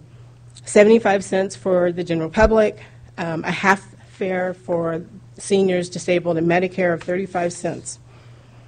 The $1.60 represents the cost per passenger ride that the city that it costs the city. So if we jump forward to 2015, we're still charging the same fares. However, the average cost per passenger has almost quadrupled to $5.42. This is partly due to increased fuel, wages, and operating costs, coupled with reducing number of riders in recent years. This creates a challenge in trying to maintain the service's fare box recovery ratio of 15%. In 2015, the ratio was at 14%, and today it is estimated around 9%. While there's no expectation that fares will sustain all operations, not meeting the minimum ratio can threaten state and federal funding sources, so I can not emphasize that enough. Additionally, in July of 2017, the Transit Advisory Board members met and discussed research of fares in other valley and similar-sized communities and found that the fares that the City of Madera is charging compared to other valley communities is pretty low. We're like the lowest on the scale. When we look at dial-a-ride, the data is more extreme. The last and only time dial-a-ride fares increased was in 1999. At the time, the fares were $2 for the general public and $1 for seniors, disabled, and passengers presenting a Medicare card. At that time, the average cost per ride was $5.40. In 2015, fares have remained the same, while costs have more than tripled. Again, contributing to these cost increases have been rising fuel costs, wages, and general operating expenses. For dial-a-ride, ridership peaked and has been on a downturn in more recent years. However, we have seen an uptick in one population, and that's riders going to Madera Community College Center.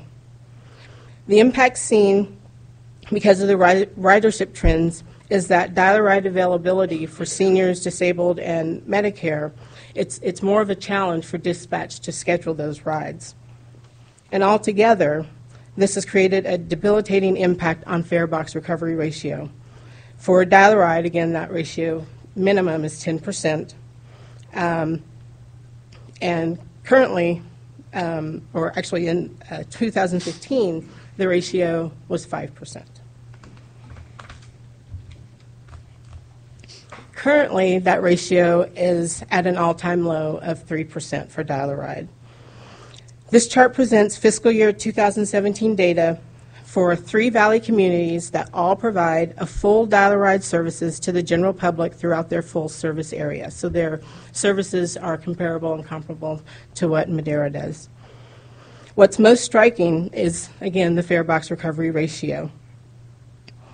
You can also see the difference in terms of the way our fare structures are set up, and that Madera, for the senior and disabled population, distinguishes geographically. So the city area, we charge $1, and we charge $2 for the county.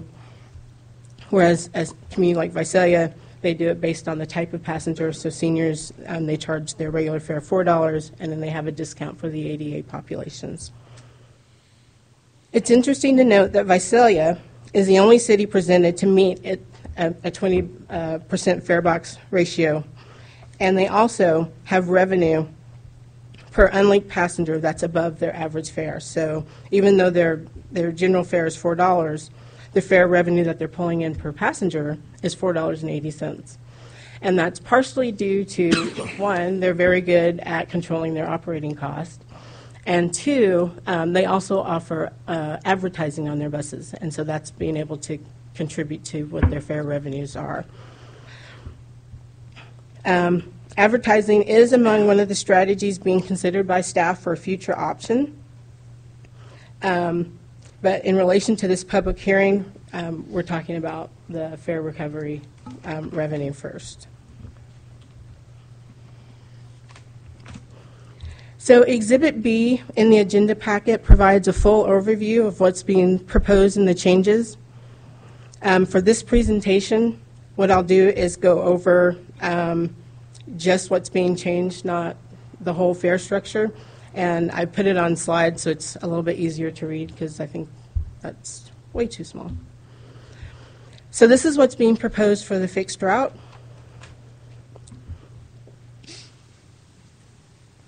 We're looking to increase the regular cash fare from 75 cents to $1. The increase of 25 cents represents a 33% increase or impact to the passengers. This increase in the regular cash fare would carry forward to the half fare for seniors and disabled, so their ticket on the fixed route would go up from 35 cents to 50 cents, a difference of 15 cents. The other thing that we're looking to change with the fixed route is the use of dial-a-ride tickets on the fixed route. Currently, riders can buy a book of dial-a-ride tickets or an individual dial-a-ride ticket for $1 and use that ticket on the fixed route system. So, for example, one passenger would use one ticket, $1, and they don't get any change. More often what happens is two passengers use one ticket and 50 cents, and so then that covers their $1.50 that would be for both passengers. The use of a dial-a-ride ticket on the fixed route complicates reconciliation of fares, and it's also difficult for drivers to be able to monitor as the passengers are boarding. So this proposal would eliminate the use of a dial-a-ride ticket on the fixed route.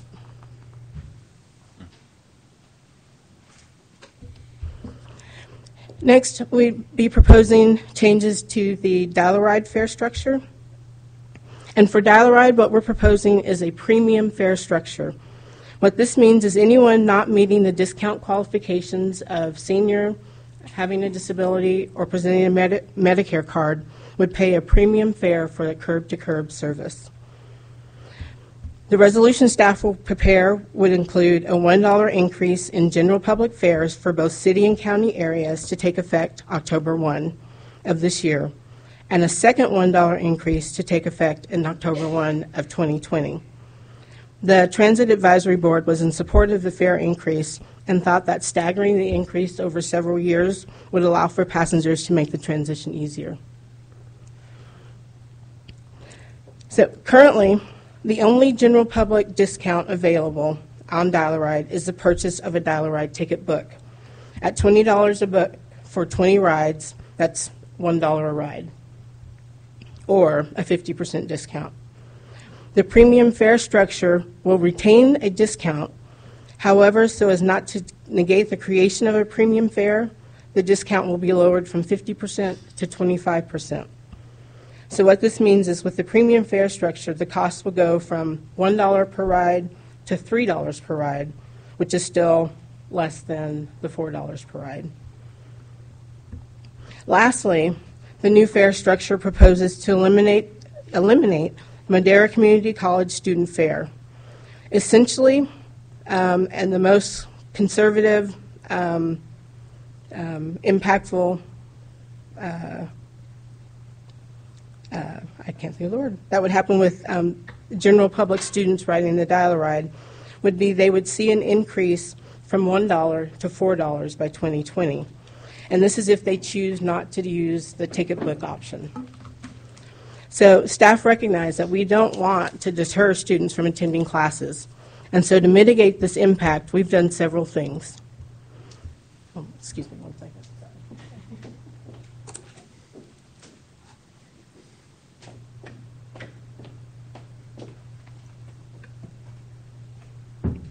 Okay. First, we've created the fixed route to the college, which launched on January 2nd of 2018. Our records indicate a majority of current students riding public transit to the college are coming from within the city area. So we've ensured the route covers both east and west sides of the city with a convenient transfer point to all fixed routes. Further, we're running this first year as a pilot and will make adjustments as necessary to establish the final route. Secondly, we've partnered with Madera Community College District in establishing the route, and they've made a pledge to provide passes and tickets to students going to the college. Staff will advocate that they continue this practice and focus on tickets to students coming from county areas or from areas that are not within a reasonable walking distance to get to a fixed route stop.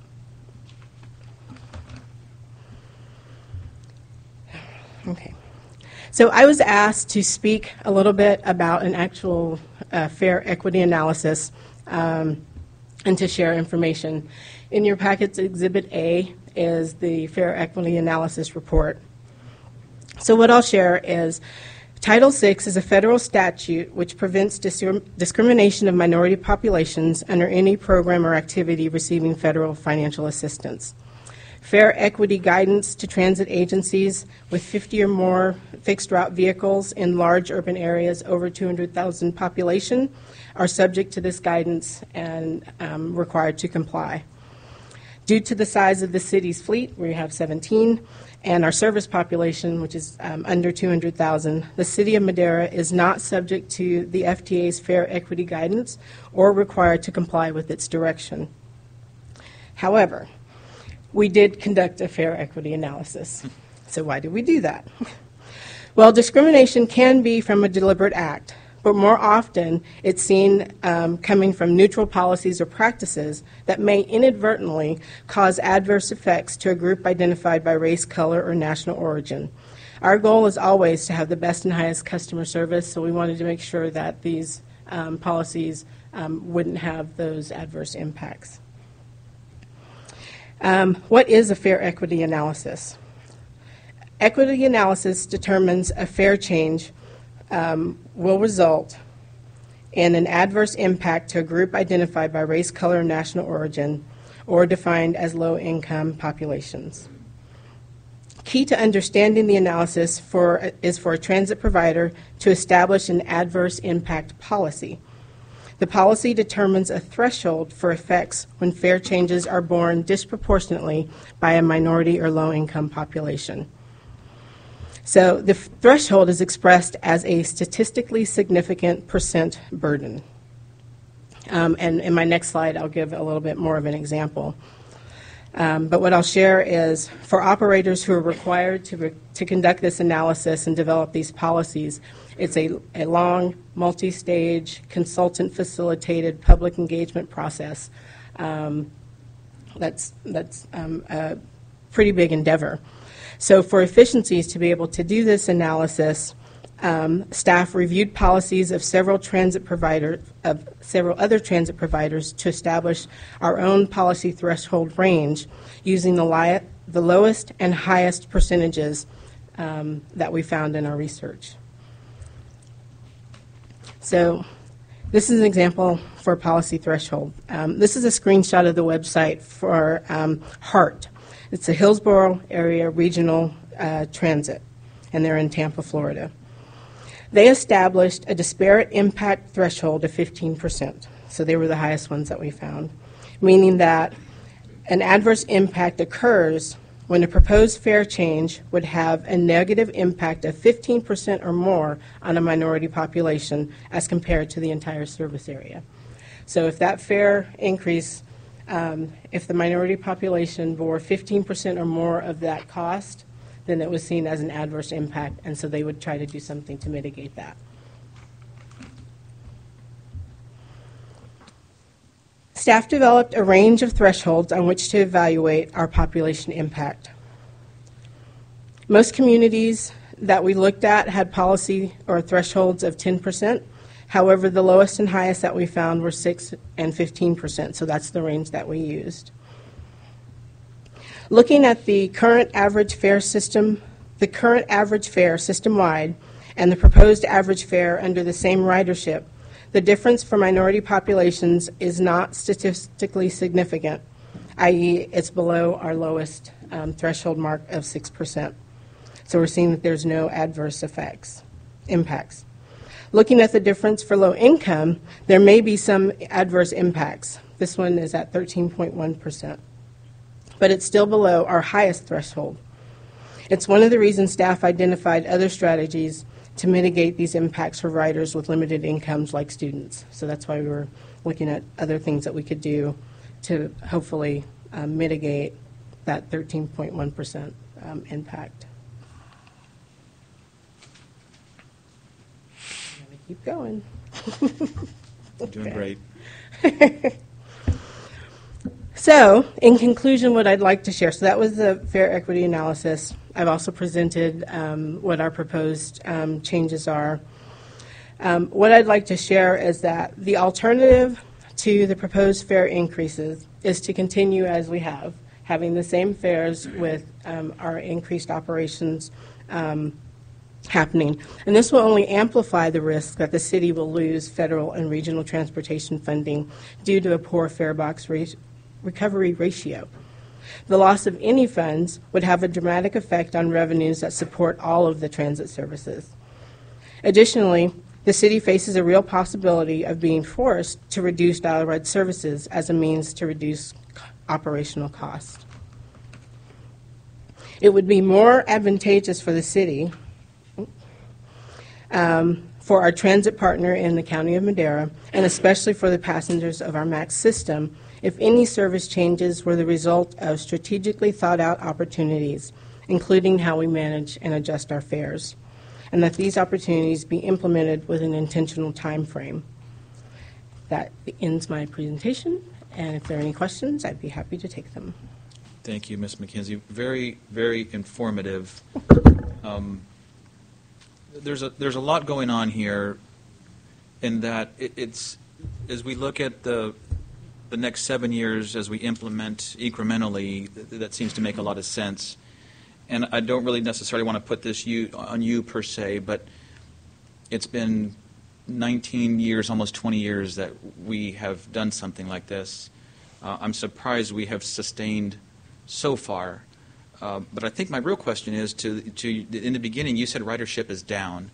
And I looked at a lot of the comments because it seems like it's up in areas like students going out to State Center, which is a fantastic thing, but ridership is down. Was there outreach or reasons why ridership was down overall? Because that added to our cost per rider when we're losing a number of riders.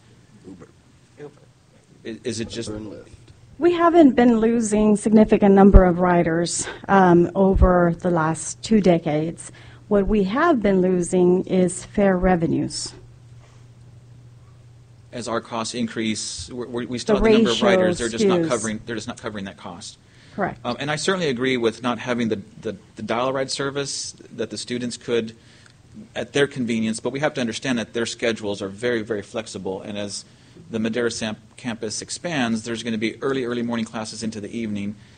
So on our horizon, do we show additional routes out to the community college with our MAX? is that even sustainable? We're going to reduce by the dial-a-ride, but can we increase by max routes different times? If I'm understanding your question, you want to know if we're expanding Route 3 to the college? To the college. So we just launched the route this January. We're doing some analysis, and we're going to have a bigger launch of the service sometime in the fall.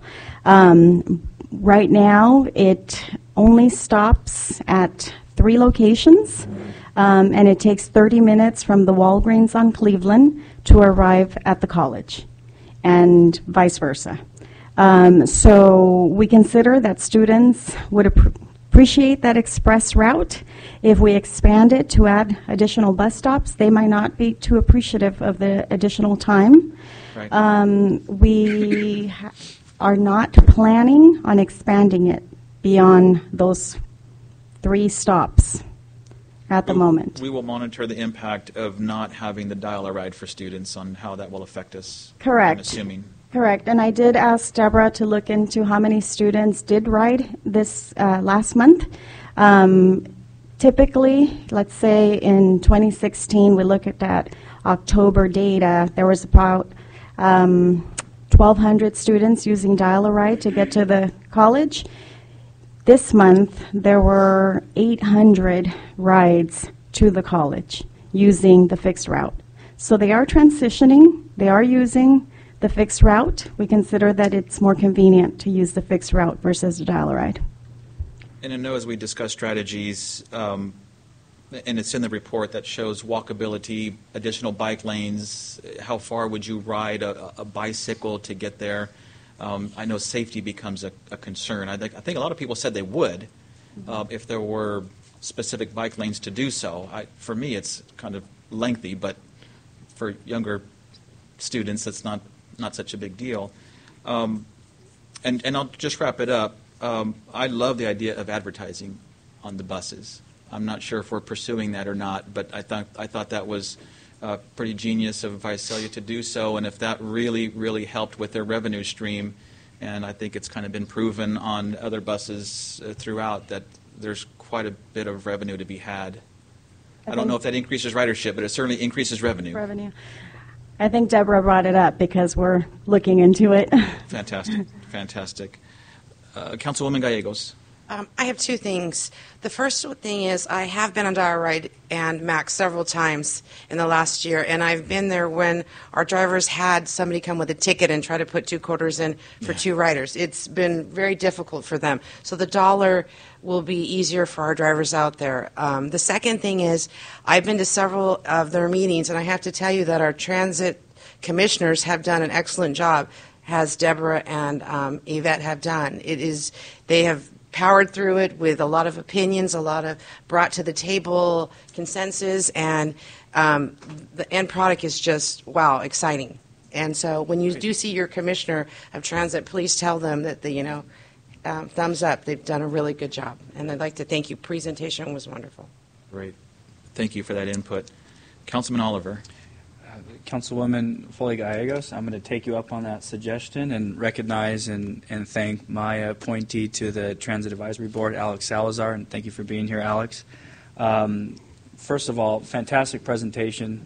Deborah, you did a great job. I appreciate the thoroughness that was involved. It took a couple follow-up questions with the vet regarding the analysis there, and I appreciate that detail. I have a question with regards to modernization and with increasing these fees. What are some of the projects on the horizon that you see, if any, where we will be modernizing our facilities, especially as we have a younger demographic that's relying upon these things, like myself, that are going to be using this service much more? So on the horizon, there are 2 things I can think of offhand. The first is we have a grant through FTA to do outreach with the transit system, and part of that will include doing signage. There were suggestions that the signs at the stops be more visible, that they have the bus stop numbers that people were able to identify, have the route map so they could identify where they were and when the next bus was coming. That's one piece. The other is with the recent SB1 funds, we submitted a project list through MCTC, and we'll actually be coming back to council next month with some information on that. But one of the projects that we're looking at, or two of the projects, one is related to signage. The other is related to modernizing our fare collection systems. So I actually emailed our finance department person today talking about this presentation, saying I envision the day when everybody has these cards, they can load, reload, we can get rid of all these tickets, and have a system that's a lot more efficient and just basically popular for people to use. So those are some things that are in the works. Terrific. I love it. And with respect to marketing and utilizing our vehicles for that purpose, I think it's a great idea, something to explore. I think of no better marketing partner than the State Center Community College District to promote that new extension of service, maybe something that says now serving as CCCD. So maybe we could reach out to them and see if they'd be willing to maybe go in on that with us and see if they'd be open to that idea. And just my final comment, I just want to speak just personally, I mean, how invaluable this service is, especially Dollar Ride. You mentioned in there the fees associated with the elderly and disabled. I know when my father was sick and before he passed away, we had many trips to doctor's offices with which our car could not accommodate his wheelchair or his needs, and Dollar Ride was so incredibly convenient, and the folks were very professional and dependable, and I will always be very thankful for that, and so I'm just so pleased that it could be sustained and continued at a very affordable rate to benefit more of our citizens. So thank you both for your good work on this. Well said, Councilman. Thank you. Mayor Pro Tem. Yes, thank you, Member Dillon. The question that I have, maybe Yvette, you might be able to answer, but when it comes to the figures that you were presenting in regards to the difference that we have to pay out for the cost, how are we subsidizing that cost now? Is it grant funds? Is it City Madera? If you recall, and it's been a while, but I did make a presentation last year on this subject. The way that it gets subsidized is through a lot of federal grants and some state revenues as well. Okay, now, and I'm sorry, I'm really bad with names. I know he called you Miss Wilkins. Deborah. Deborah. Okay, Deborah. You had also brought up possibly in the future these funds, we might lose out on these funds. So, and the reason why I ask is, are we pursuing any other grants to be able to subsidize for that? Now with emissions and all being a big thing now, are we going after some of that cap and trade money to try to see if we can get those grants to offset for some of those fares? And the reason why I say that is because on your survey that you presented there, a lot of these kids and students did present distance as a challenge for them to get to school. I mean, if it was up to me, I'd just move the college district to the city of Madera and make it a lot easier, right? But that's not the case. 5 miles this way, 5 miles the other way. We still have to find ways that we can take our students, and not only our students, but residents around our city. So are there any other grants available aside from what we currently seek every year? So we have a large federal apportionment for transit. We're actually just beginning to catch up and use our federal apportionments. Federal grants require local matches. And every time that we want to use our federal grants, we have to find local matches. What Deborah was talking about is that if we don't meet our fare ratio, we would probably risk access to some of those local funds. Does that make sense? In other words, we have to be comparable in a certain way with the fares, then, is what you're saying. Yes. So, yes, we are always looking at additional sources of revenue. We like those that don't require matches, local matches. But the federal money, which is the biggest pot, will always, I shouldn't say always, but generally, they require a 20% for capital improvements, for example, 50% for operations. So there's a demand to match those federal dollars. Thank you. Councilman Rigby. Really quick, either of you can answer this, but just kind of looking at the dial-a-ride fixed fees for the new, I noticed, are we not setting some type of cut per se for DAR booklets that may be for seniors or disabled or those on Medi-Cal? So we're saying across the board, $60. So in terms of what's available for seniors, disabled, Medicare, those fares will not change from what they are right now. Oh, okay. So they will stay, I believe it's $1 in the city and $2 in the county. They will not change. Awesome. Okay, awesome. These are only premium fares for... These are the okay. Yeah. And then have we considered maybe adding active military people to those that get the cut? I see seniors, disabled, Medicare, maybe active military or veterans. Is that a possibility? I know we're talking about getting money in revenues right now, but I'm just kind of curious. Well, and so that is also something that's being looked into, and it kind of ties to Mayor Pro Tem's question. So we're looking into, there are ways that we can recoup reimbursements when we serve certain populations, veterans being one of them, Medicare recipients being another one. So once we can determine if we're able to recoup additional expenses, then we would be able to look at doing something like that. Yeah. Thanks, Ms. McKenzie. Mm-hmm. Great questions. Thank you so much for that presentation. This is a notice public hearing, so I'll ask at this time if there's anyone in the audience wishing to come forward and speak to this item, please do so.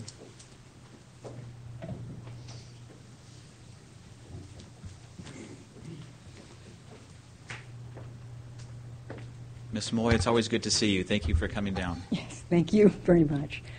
Good evening, Honorable Mayor, members of the Council. My name is Ellen Moy, and I'm here tonight representing Madera County and the wonderful dial-a-ride transit riders from the county. And I, too, want to commend Yvette and Deborah for doing an excellent presentation and also for really doing their homework. Mm-hmm. But on behalf of the county, and I'm representing students tonight that ride dial-a-ride, as you notice tonight, Max Services will fit the bill for many of these current Madera County College students. They will now pay $1. They're currently paying $1, but if they take Max, they'll continue to pay $1. The county riders, on the other hand, will not have access to your fixed route service, the wonderful Max extension, Route 3. So what happens, in essence, is that the dial-a-ride dollar student fare, cash fare for the county rider now is going to go to $3 come October. That's October of 2018, 300% increase. That's a lot for students. As you know, we're thrilled to hear that the enrollment is rising, and I met with the chancellor as well, and she's painting a very rosy picture for ridership or student enrollment to grow, which will in turn increase ridership. That's wonderful, but I'd like to ask the council to consider maintaining the dollar county student fare, cash fare, and you know what you do with the Max or the dollar-ride city fare is up to you all. But in defense of the student rider on the dollar-ride system now, we would respectfully ask that you either maintain the dollar fare for county students, or you consider a graduated schedule of increasing it like you did with some of the other fares. And I'd like to also remind the council that the county and the city are in an agreement for the city to provide dollar-ride service to the unincorporated area dollar-ride riders, and the county is paying for over 64% of your operating costs. So it's a sizable number, and that's based on passenger miles and distances that we travel relative to your city's shorter distances in dollar-ride. But with that, that is my request tonight for you all to consider. Thank you so much. Thank you for your input. I really appreciate it. You bring a good point. But I do want to ask you, did you mention that, I mean, obviously it's a 300% increase, that we'd like to keep it as low as possible, but if it was a little more incremental, would that be a little bit easier? I think I know what you would really like, but... Right. You know, obviously our first preference is to keep it at $1. it's a lot of money for a Yeah. student in the county to go from $1 to $2, much less $3, right? Right. So if you could either consider maintaining it for another year, let's break this in while your max service is evolving, Right. to see how that evolves for you all. Because right now, even a dollar ride city user who does not have access to Route 3 is paying $3 to the Right. college come October. Right. Okay. Any other questions for Ms. Moy? I'll have a question, Of course. just because you brought up a good point. So, in essence, the policies that are set today, although neutral in some point, could be like a desperate impact for some of these students. And I think, Deborah, you touched on that as well. So, will that affect our policies in play, per se? Could we potentially be facing some type of litigation for, placing a policy that somewhat has a desperate impact on these individuals of a certain class, minorities, so to No, speak? you're holding a valid public hearing. Yes. And with that, you are somewhat protected. The Madera County Transportation Commission does have what's called an unmet transit needs hearing, which Mayor Medellin heads. And so he's aware of that, as well, and so forth. So anyway, the bottom line is they have an opportunity then to also come and speak up for it or against it, pro and con. So you are allowing for good public comment in Madera. Okay. Well, thank you. Appreciate that, Mr. Moy. Okay. Councilwoman Gallegos. I'm just trying to clarify this. So you're concerned that the county students are being charged more because they're taking dial-a-ride out to the college? Well, they will be charged more relative to a student using the MAX Route 3. They're only going to be charged $1 on the MAX, but the students in Madera County have no access to those city MAX routes, so they will end up paying $3. For dial-a-ride? 3 times more, yes. Okay. And that just, the equity there does not feel good to The reason I think that wasn't expressed, because I sat in some of the meetings, and Yvette and Deborah, tell me if I'm wrong, was the reason that they raised the dial-a-ride rate was to try to get students not to take dial-a-ride so that it was available for our seniors, our veterans, and our disabled. Because when dial-a-ride goes out to the college, it ties it up for the calls that are in need of our disabled community members. Yes. And that was one reason they looked at raising that price. Am I incorrect? You're Yvette? absolutely correct, Ms. Foley Gallegos. In the staff report, Section 3, the rationale for the proposed change, it again goes over the need to transition individuals that can use the fixed route service to use the fixed route service and leave dial-a-ride primarily for seniors and the disabled that use it every day, need that service, need it to be affordable, need it to be available. Students have access to the fixed route if they're going to the college out of the city. If they're on county, that's a lower percentage of the students that used even any service to go to the college. So yes, there is going to be an impact on those students because they are going to have to now find a way of paying the $3 versus the $1 that they used to on the dial-a-ride. However, we are working with the college, and that is going to be addressed. The college wants to look into subsidizing tickets for students that need them the most. And we will definitely explain, to give the data to the college so that they can understand that the biggest need would be for the students out there in the county that don't have access to the fixed route. Thank you. I think it's a great answer and a great point. I mean, it's not going to be implemented until the fall, so we can continue with the rest of this semester and through the summer if need be. And do the analysis. I think that's a great approach. And I think as we discussed this about actually starting additional routes to the college, it was for that reason. It was for students that actually chose not to go to school simply because they just didn't have a ride. And so I would really hate to put that burden and find out that a number of students go backwards simply because of the fee has gone 300% increase. But I think that's a great avenue to take with the college and understand that maybe they need to subsidize or help out a little bit. So, Ms. Moy, I appreciate your comments and that you coming in for the students in Madera County, and I think we're kind of on our way to work through that. Anyone else wishing to speak on this particular item? Please.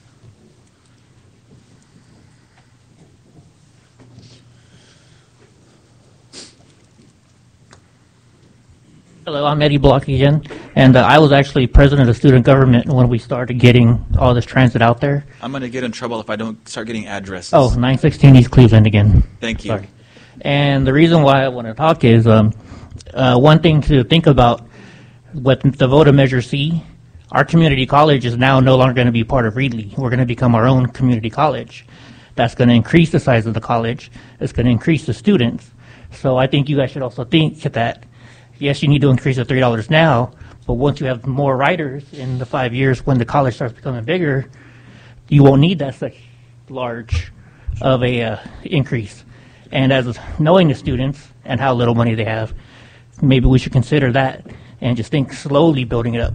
And as a business owner who could benefit from advertising on your routes, because you do stop right in front of our store, I would think, yeah. Why aren't we looking at advertising first instead of raising the rates? It's a customer right there. It's your first customer, Yeah. Deborah. So thank you. Thank you, Mr. Block. Anyone else wishing to speak on item C1, please come forward. Seeing none, I will close public comment and bring it back to the council for any further discussion or concern or a motion. Seeing there's no comments, I'd like to make a motion to approve item C1 as presented. Second. It's been properly moved and seconded, but just to address the concern of Madera County, that is something that we can still come back and implement. Yeah, I just wanted to clarify no action is needed tonight. We will be coming back in August to recommend to council the proposal for the fare structure change at that meeting. Okay. That's strike two on me. My apologies. Moving on to written communications, and once again, thank you for that presentation. That was very informative, very professional. Thank you so much for that. You're very welcome.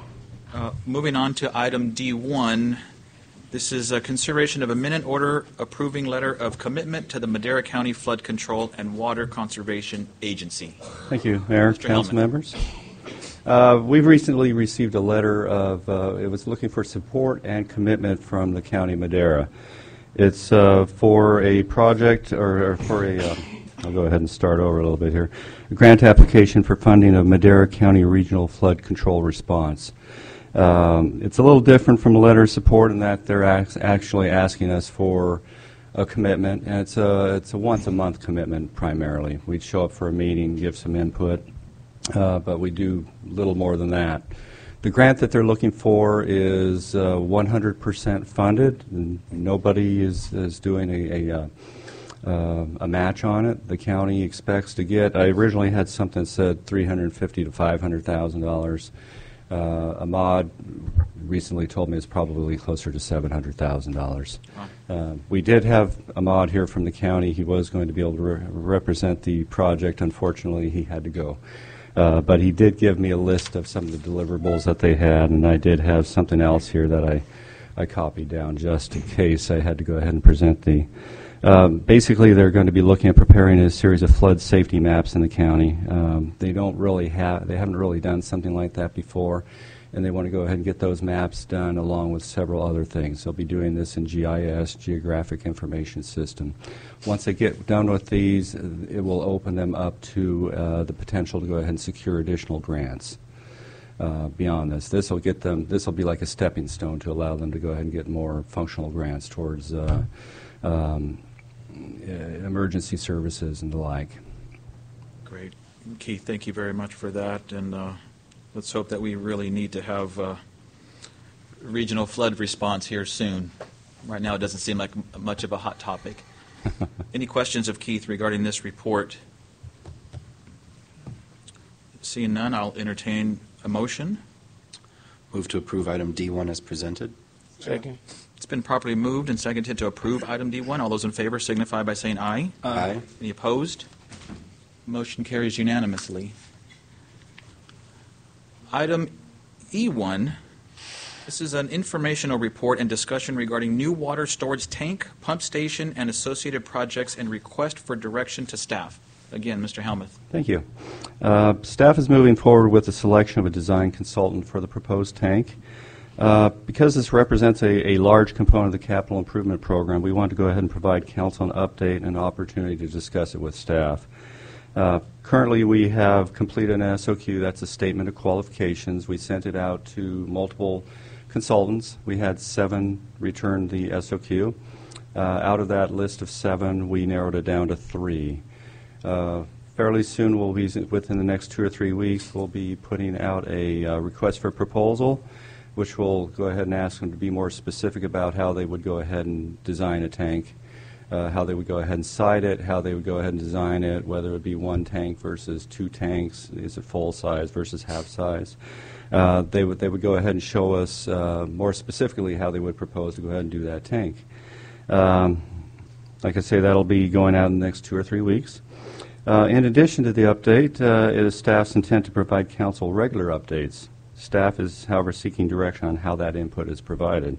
Some of the options that were provided in the staff report were to provide quarterly informational reports presented to City Council during regular meetings, periodic workshops with City Council to provide updates and also to provide additional input or as requested, or establish an ad hoc City Council meeting along with public holder stakeholder meetings, where you would also receive reports and you could provide feedback.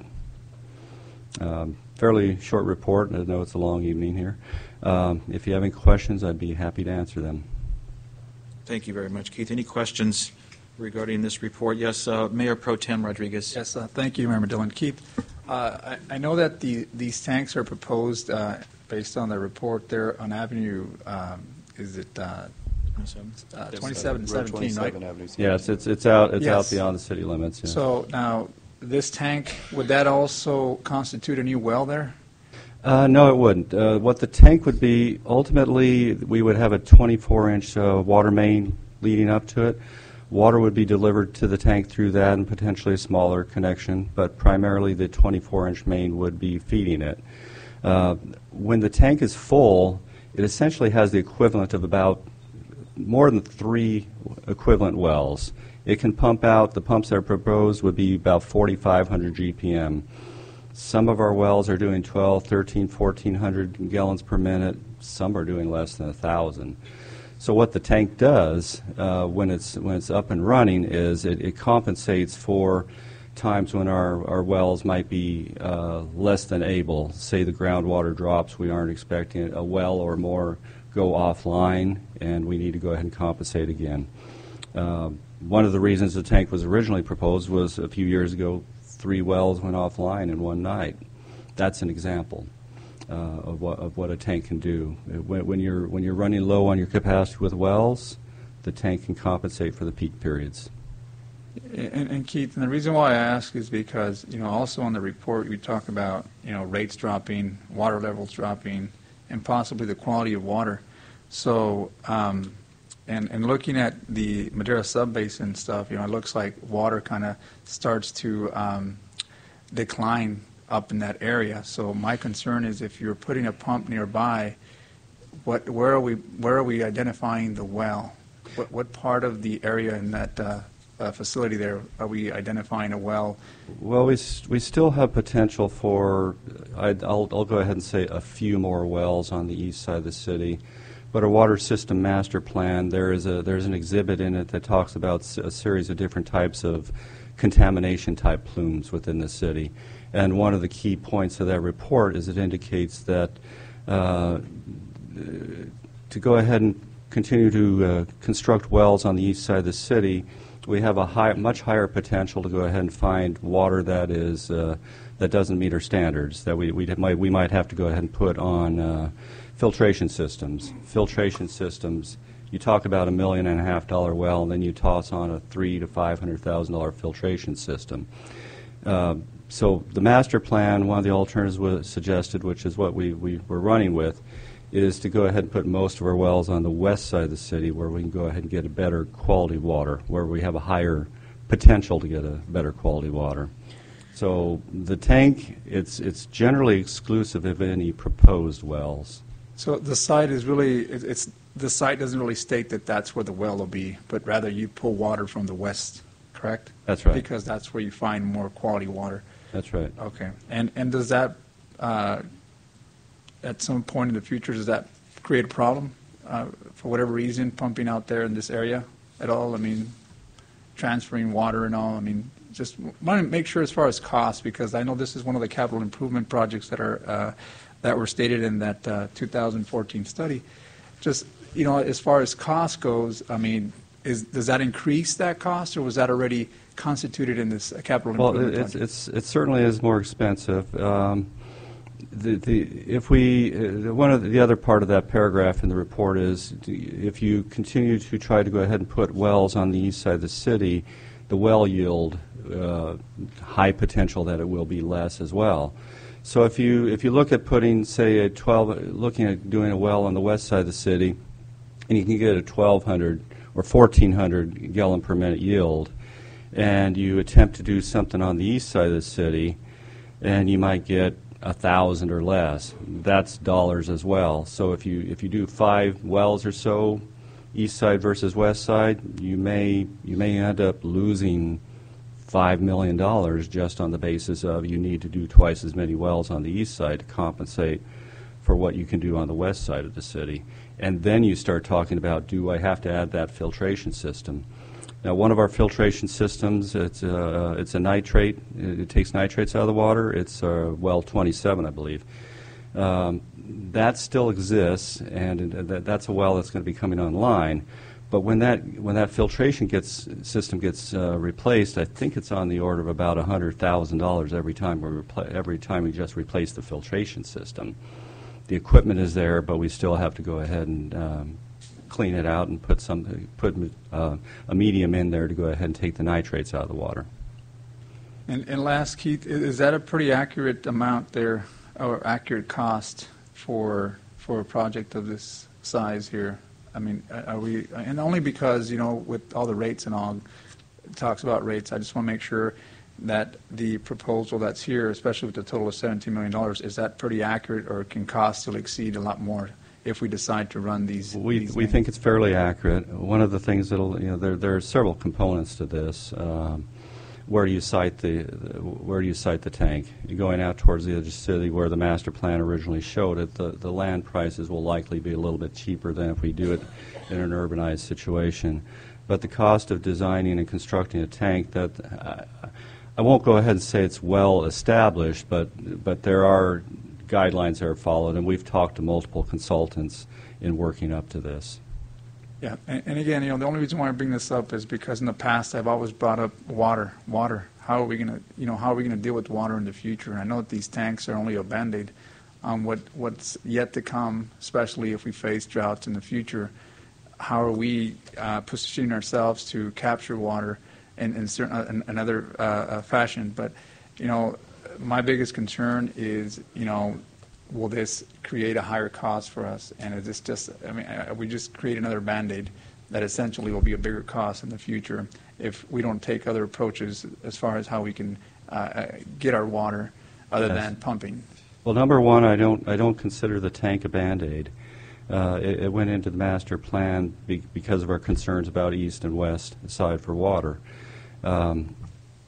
So as far as that goes, I wouldn't necessarily consider it a Band-Aid. In fact, I talked to our master plan consultant just the other day to go ahead and confirm his feelings about the tank and how it fits into the water system. He put it as I think he said a critical component of the system. It's something that's valuable for us if we start to see well yields dropping across the board and we're not ready for it. We can't just sink a well. The tank is there ready to go.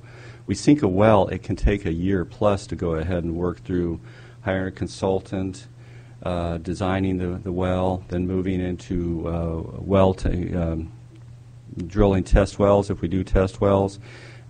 checking to see whether the viability of a test hole, and then ultimately putting the machinery at the top to go ahead and pump the water out. It's at least a year process in working towards a well. So we don't, as a city, the tank represents, I'll call it good planning. If we lose the equivalent to 2 or 3 wells because we enter a drought or we just find that we've lost capacity on any of them, we've got a year out, but the tank is still there. And what that does is during the peak periods, and oddly enough, the peak periods can be around 1 a.m. or so when the sprinklers start turning on. During those peak periods, we start drawing on the system the hardest. When we had Parkwood online and the connection from a few years ago, we were watching the 1 million gallon tank closely. That was going below half and maybe even 2/3 at times. That was a 1 million gallon tank, and we were eating into it. I expect that with our new well construction, with our bringing well 27 back online, and the new well for Loves, we'll get into a point where we're fairly well situated. But you can't predict the future if something goes wrong. And again, maybe the Band-Aid wasn't the right term there, but nevertheless, I always think that, we should always be planning for the future, and I know that the surface water treatment plant is something that maybe it's way too costly for us to consider. So, this is why I brought up the question as far as the quality of water and how are we going to start pumping this water, where is it going to come from, the cost. And again, didn't mean to say a Band-Aid because I know it took a lot of planning to do that. But, in my eyes, I guess in the future is we always have to look out for where do we get our water from, yes. Especially with what you reported there, water levels dropping and continually dropping. Definitely, and in fact, the consultant mentioned something yesterday that I'd also mentioned. He mentioned resting wells. At least one of our wells, we had one of them started to have trouble, so we dialed it back so that it wouldn't pump as fast. If we kept it dialed up, it was going to start drawing air. So if you have a tank, you can potentially go ahead and rest a well and let it sit for a little while and let the water table recover in the area of the well. Thank you, Keith. I believe Councilman Oliver was next, and then Councilwoman Gallegos. Great. Thank you, Mr. Mayor. Keith, with respect to the cost estimates that are outlined, for the above-ground tank, we have for construction $9 million. How old are those figures? Is that from the 2015 rate study? Here's whether Ellen Bitter got here. I think she updated these within the last year or so. That's the consultant? No, she's one of our staff. So with respect to that figure, and I know that you said that we've engaged consultants on that front. I'm curious if we've actually engaged industry. We have a local company here, one that we actually advocated for when they're impacted by high-speed rail with steel structures that are in this industry. I'm curious if we've actually reached out to industry to see if like that $9 million cost figure is consistent, or we feel comfortable in what our consultants Actually, are. much of what we have in here has been vetted. We've spoke to, I believe it's DN Tank. I believe it's the same company that did a city of Fresno well. Yeah, we've spoke to some manufacturers. The way you construct a well, it can either be design build, where the consultant is teamed up with a tank builder, or you have something separate where the consultant designs, it does the structural engineering, and then it goes out to bid, and you still may have a tank builder show up.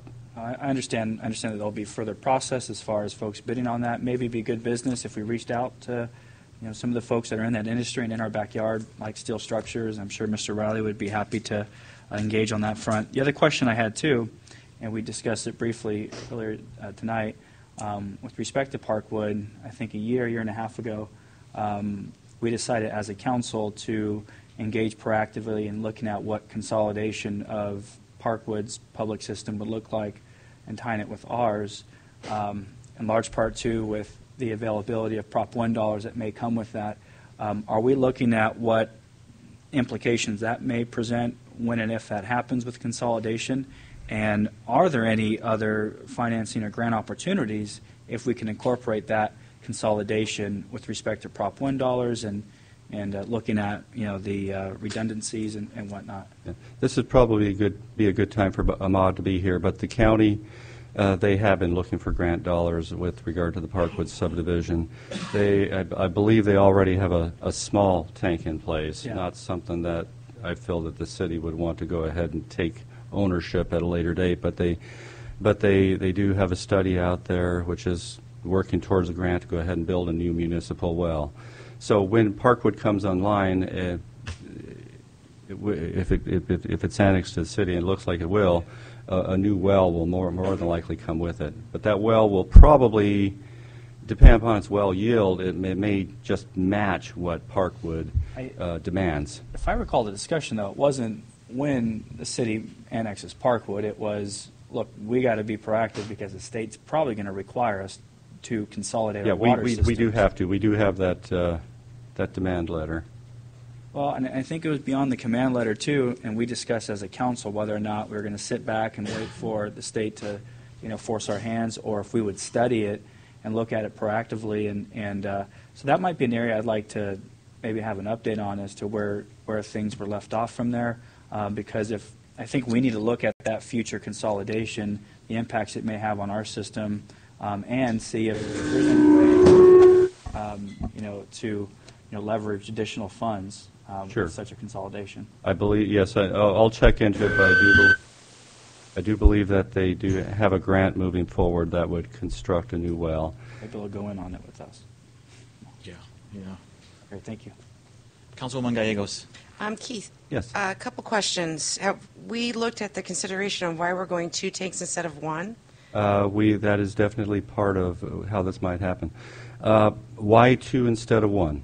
A large tank, the original 6.8 million gallon tank, one of the questions about that is, can we actually utilize that tank without there being maintenance issues? Because what happens with such a large tank, you want to go ahead and refresh the water in the system. You don't want it to get stale.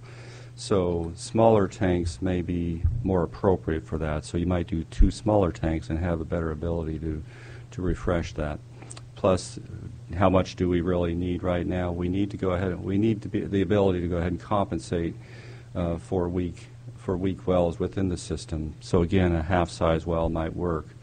Our urban water management plan also suggests that the water usage within the city per capita has been dropping as we become more water efficient. That may allow the additional reduction of size of well. That's all built into what we're thinking about. I just mentioned that because if we go 2 tanks, we have to look at preventive maintenance where, tank inspections will cost, it'll be double. For recoating the tanks will be double. So I'm just looking out towards the future. I would like to thank you for reaching out to the engineering company that did the study in 14 to ask them for advice. So I thank you for that. So that was the reason that I'm asking why the 1 instead of the 2.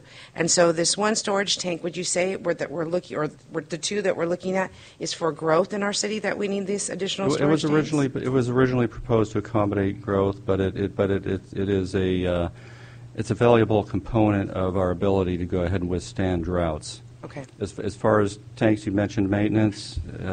That's a question of some degree concrete versus steel. Still, you have more potential need to go ahead and coat it, concrete less so. 2 tanks will allow you to take 1 down while you're maintaining the other. Okay, thank you. Mm-hmm.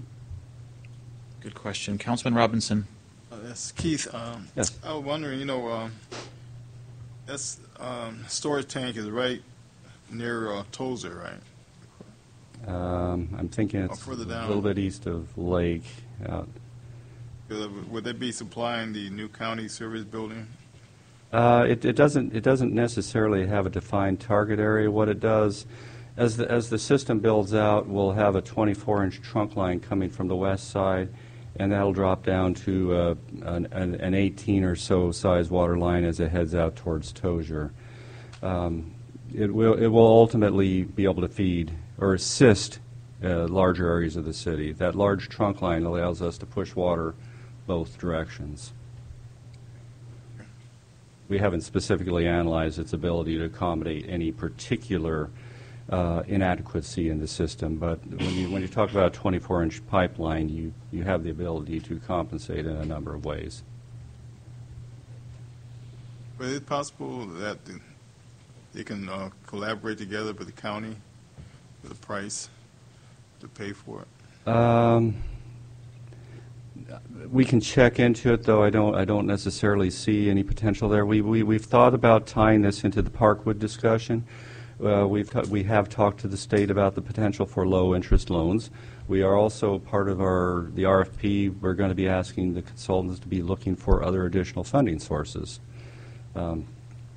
If this tank is going in for the purposes of accommodating inadequacies in the system, it may be a fairly decent potential to go ahead and secure grants or low interest loans. For instance, I think it's Cal Grant or whatever. So there can be aesthetics, like there can be trees around it, so we can blend in to the surrounding area. That's another component. Tanks can be simple concrete structures that nobody cares to look at, or they can be dressed up to be quite attractive. Still a tank, but you can go ahead and put murals on them. You can go ahead and landscape nicely around them and decent walls. All those components do come with a cost. All right. Thank you. I would love to think that it's because of growth and not because of drought, but we don't know what that horizon is like. But it's very valuable information, and I think we are in the forefront and being very proactive. So I look forward to having more information as you come back, Keith, with a lot of the questions that were brought up today and with your report. So this is an informational report. If there's no further discussion or questions. Other than how you would like us to bring further information forward. How in the form of whether you would like us to if you would like us to report quarterly or set up special. Well, we had a couple options here. I'll just go back to those since I'm. Quarterly informational reports, periodic workshops. Yes. Establishing an ad hoc city council or public stakeholders committee to receive reports and provide feedback. As an example, council may want to have some input into how a tank might look. I like the informational workshops personally, and sometimes we tend to fit some of those in as we have space in our agenda in the future. So I'm not necessarily certain if we need to actually say quarterly, but as information arises that we need to know. On an as-needed basis? Unless the council feels otherwise or has any other input, I'm certainly open to that. Yeah, one of the things that Councilman Oliver did bring up was the cost, and I'd like to see that we get a more accurate. I think you mentioned 2016, but just to kind of get an idea of when we're planning to break ground on this, because the more that we wait, the more cost that we have to absorb on that. So I just want to make sure we have more accurate costs on what that's certainly. going to At this stage, it is generally ballpark. I will do my best to go ahead and pin this down a little tighter to the degree that we can. The high-speed rail started off with this figure, and then it just got big. So I want to right now they want $2.5 billion more. We're not. Well, we also got to remember that this actually isn't looking to break ground until possibly 2021. So even those numbers could change. Yeah, but we'll have to bond for that. We've also been told that we originally thought it could be a 5-year process. We've been told it might be quicker. Sooner the better. Yeah. Yes. No, you're right. You're absolutely right.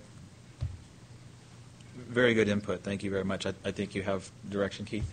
Yes, thank you. Thank you very much for that information. Item E2 is a review of a draft request for proposals to be published soliciting executive recruiting services for the position of the city administrator. Yes. Ms. Silva. Hi. The draft RFP was requested by the City Council at their last meeting, so staff put together a draft document. It was in your packet.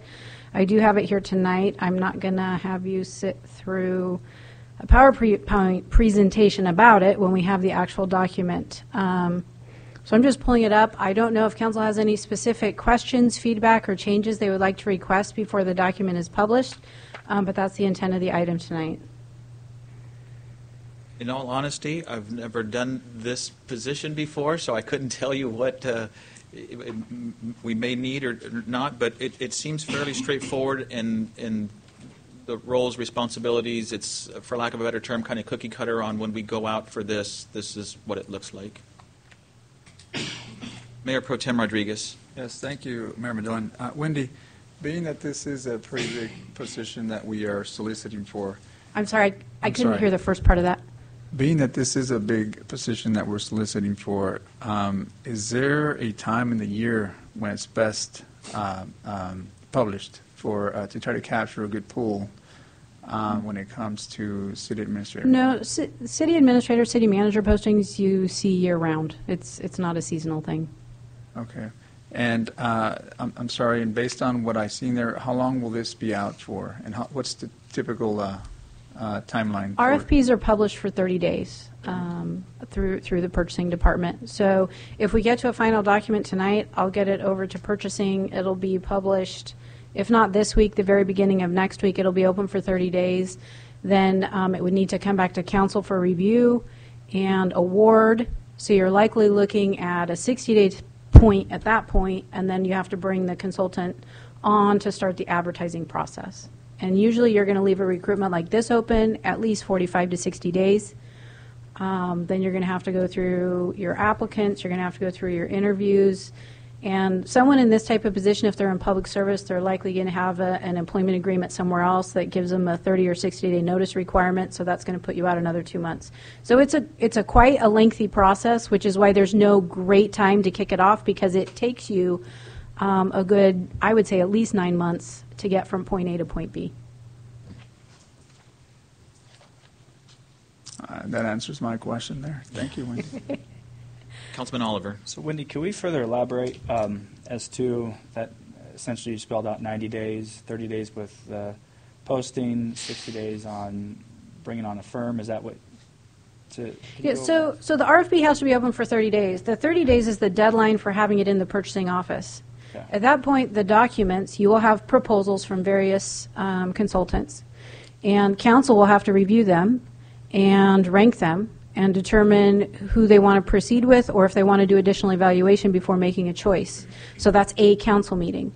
Then, assuming you're able to discern which consultant you want to use in the single council meeting, you would then have to bring back the agreement for approval at a subsequent council meeting. Okay. So two council meetings in a month, that brings you another month. Yeah. Okay. I think, and I made recommendation of this at one of the previous meetings. I think looking at the staff report, the area that was really focused on, I believe it's reflected in item 1 and item 2, is making sure that not only is it a discussion among city council and staff, but it's a community discussion. And it's a community discussion at the onset when we're developing the candidate profile or the job description, and that we're soliciting that input as to what are the qualities and strengths that the public as well as council and staff would like to see in that next city manager. So with that kind of enhanced public process, and then it doesn't end there. I'd imagine that once we have it, then we're going out, we're recruiting, and then from that point where we have panels and other things like that, do you see it going even beyond the 9 months, given the emphasis behind community input with what you've presented so far?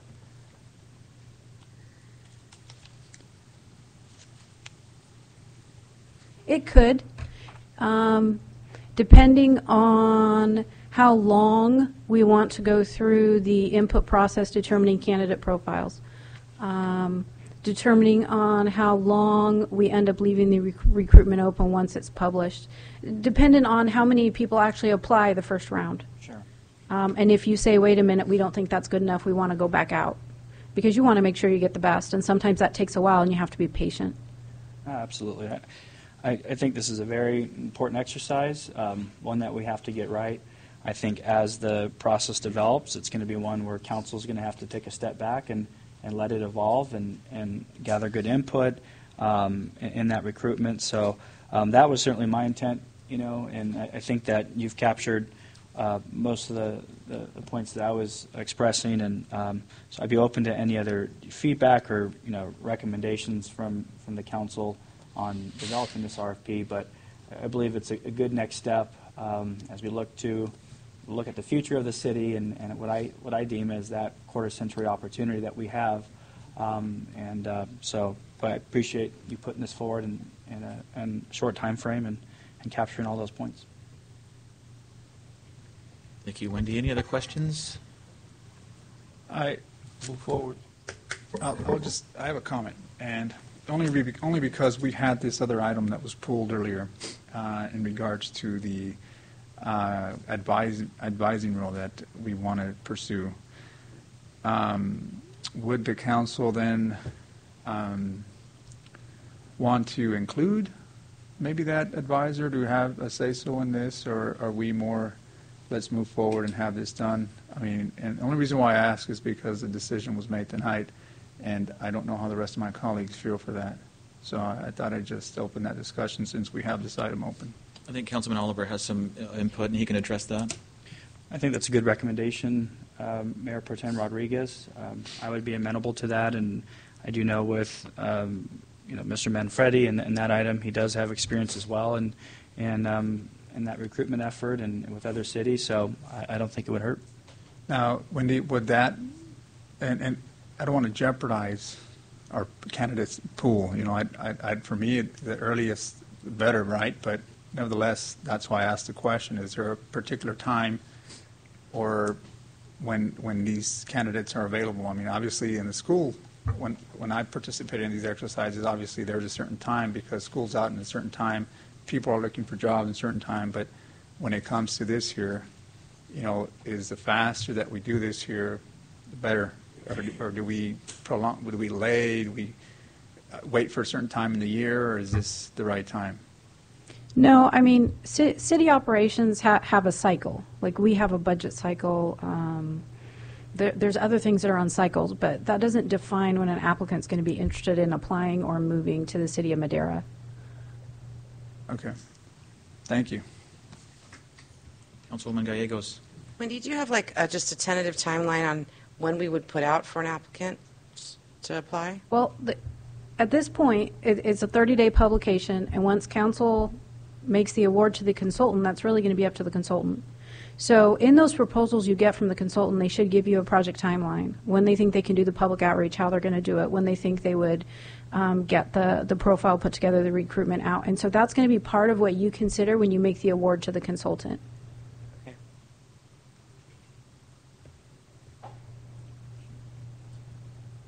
I don't think there's any other questions. I think you have direction, Wendy. Yep, we will publish as soon as possible. Thank you very much. I appreciate that. I have one question. Of course. How do we publish it? Do we just put it online? Do we put it in the paper? Do we send out flyers? It is all three. We publish it on the city's website. It is published in the newspaper per the purchasing policy, and then we make a list for purchasing of all known firms that provide this service. So what I do is I go in this type of situation, or what I did with the compensation consultant, I went to the League of California Cities. They have a lot of consultants that consult with public entities, and they advertise there. And so I just took anybody that said they did anything with compensation, and I made a list, and I gave it to purchasing, and they mailed them notification of the RFP. I'll do the same thing for this. There's a lot of executive recruiting firms out there, so I will create a list, and then Rosa will send them notification that the RFP is out there, because we don't anticipate that they're magically checking our website daily, even though we really think we're great. But. Gotcha. Thank you. Thank you, Wendy. Moving on to council reports. All right, we'll start on my far right with Councilman Robinson. Yes, yes. Yeah, I attended the League of Cities the last three on the 19, 18, 17 in Sacramento, and traffic was bad.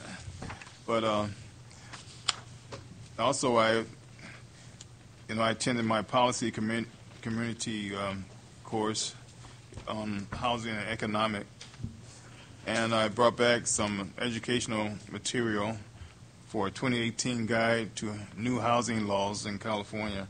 So everything in a nutshell right here. I pass it out, and you can be updated on all the new laws of 2018. Thank you. Thank you. Councilwoman Gallegos. I attended last night. Madera Community Hospital is welcoming a new doctor in our OBGYN that came from Texas that wanted to be in our beautiful town of Madera. She loves it, is very excited. I cannot pronounce her name, so I'm not going to do justice, but if you go on the Madera Community website, you will see that that is available to see. Another point is my daughter was ill this last week, and I was taking her emergency, and I see this sign that says rapid care, and I think this is an untold secret we have in Madera that I'm going to spread, but some people know about it. It's kind of if you're not like heart attack, your bone is off your limb or something, rapid care is for minor issues that you're not sure what's happening, and they're open from 3 to 11 at night. And you get in and out of there faster, because I have sat in emergency for 8 hours sometimes and 6 hours for something that's not like life-threatening. And it's kind of like the waiting room in ER is not as crazy. So rapid care is on our forefronts for Madera Community Hospital. It's a great thing that we have out there. So let the community know that this is something the hospital is really looking to increase our care here for our residents in Madera. And wow, I was very impressed by the staff, the way they handled it, and the time I was in and out of there. So that's one thing I wanted to share.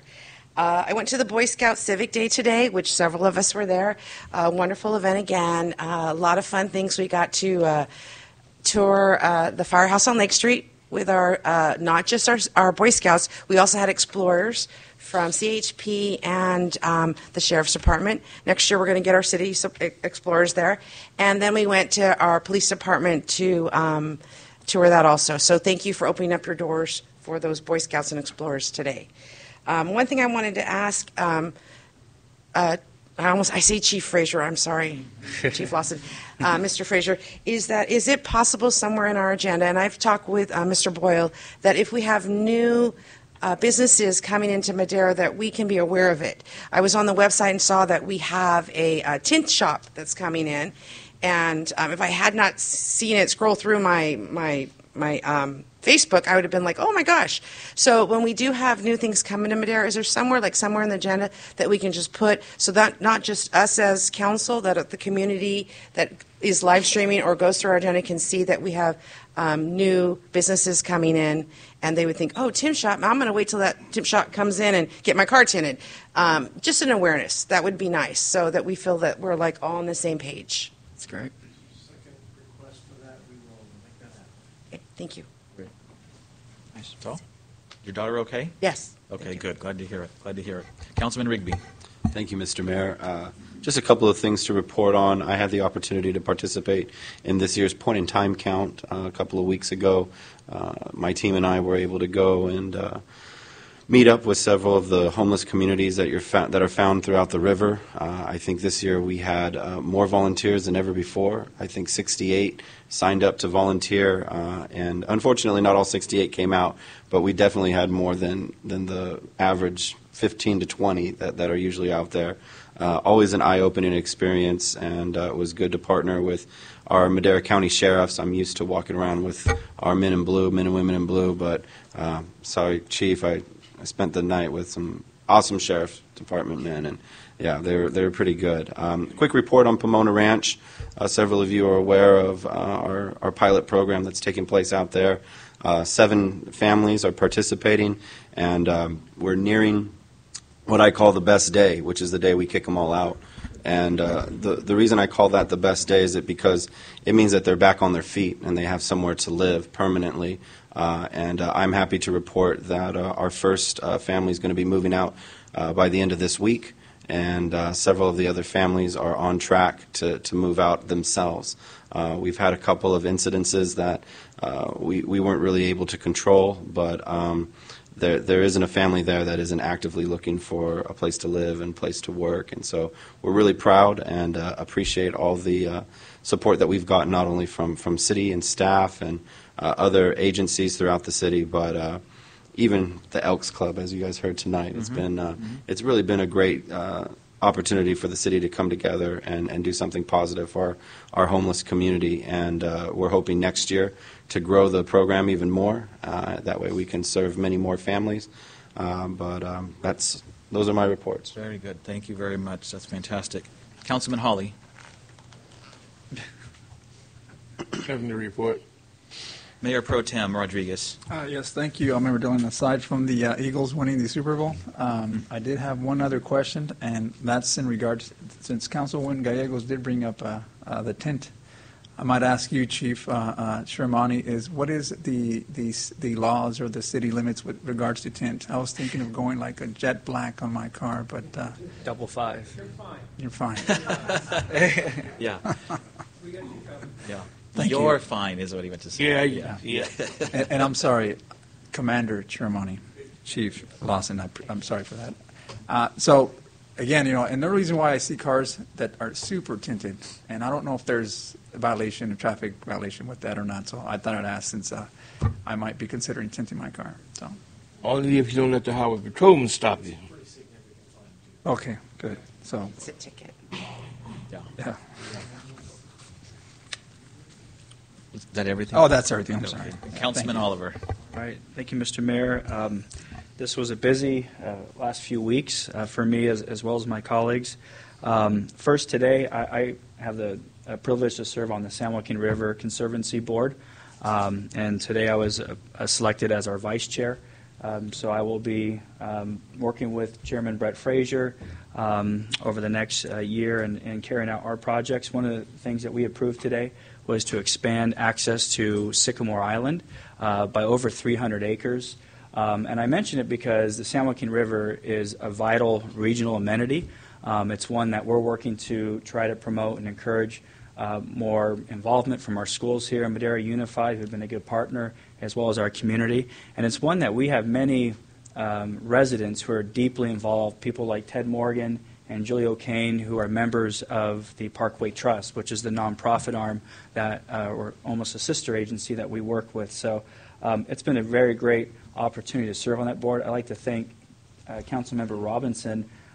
He allowed me to serve. He was the previous representative for City Council. He allowed me to step in because it was one that has meetings in Fresno, which is not too far from where I work. So I appreciate your consideration there. So I was very pleased of that project.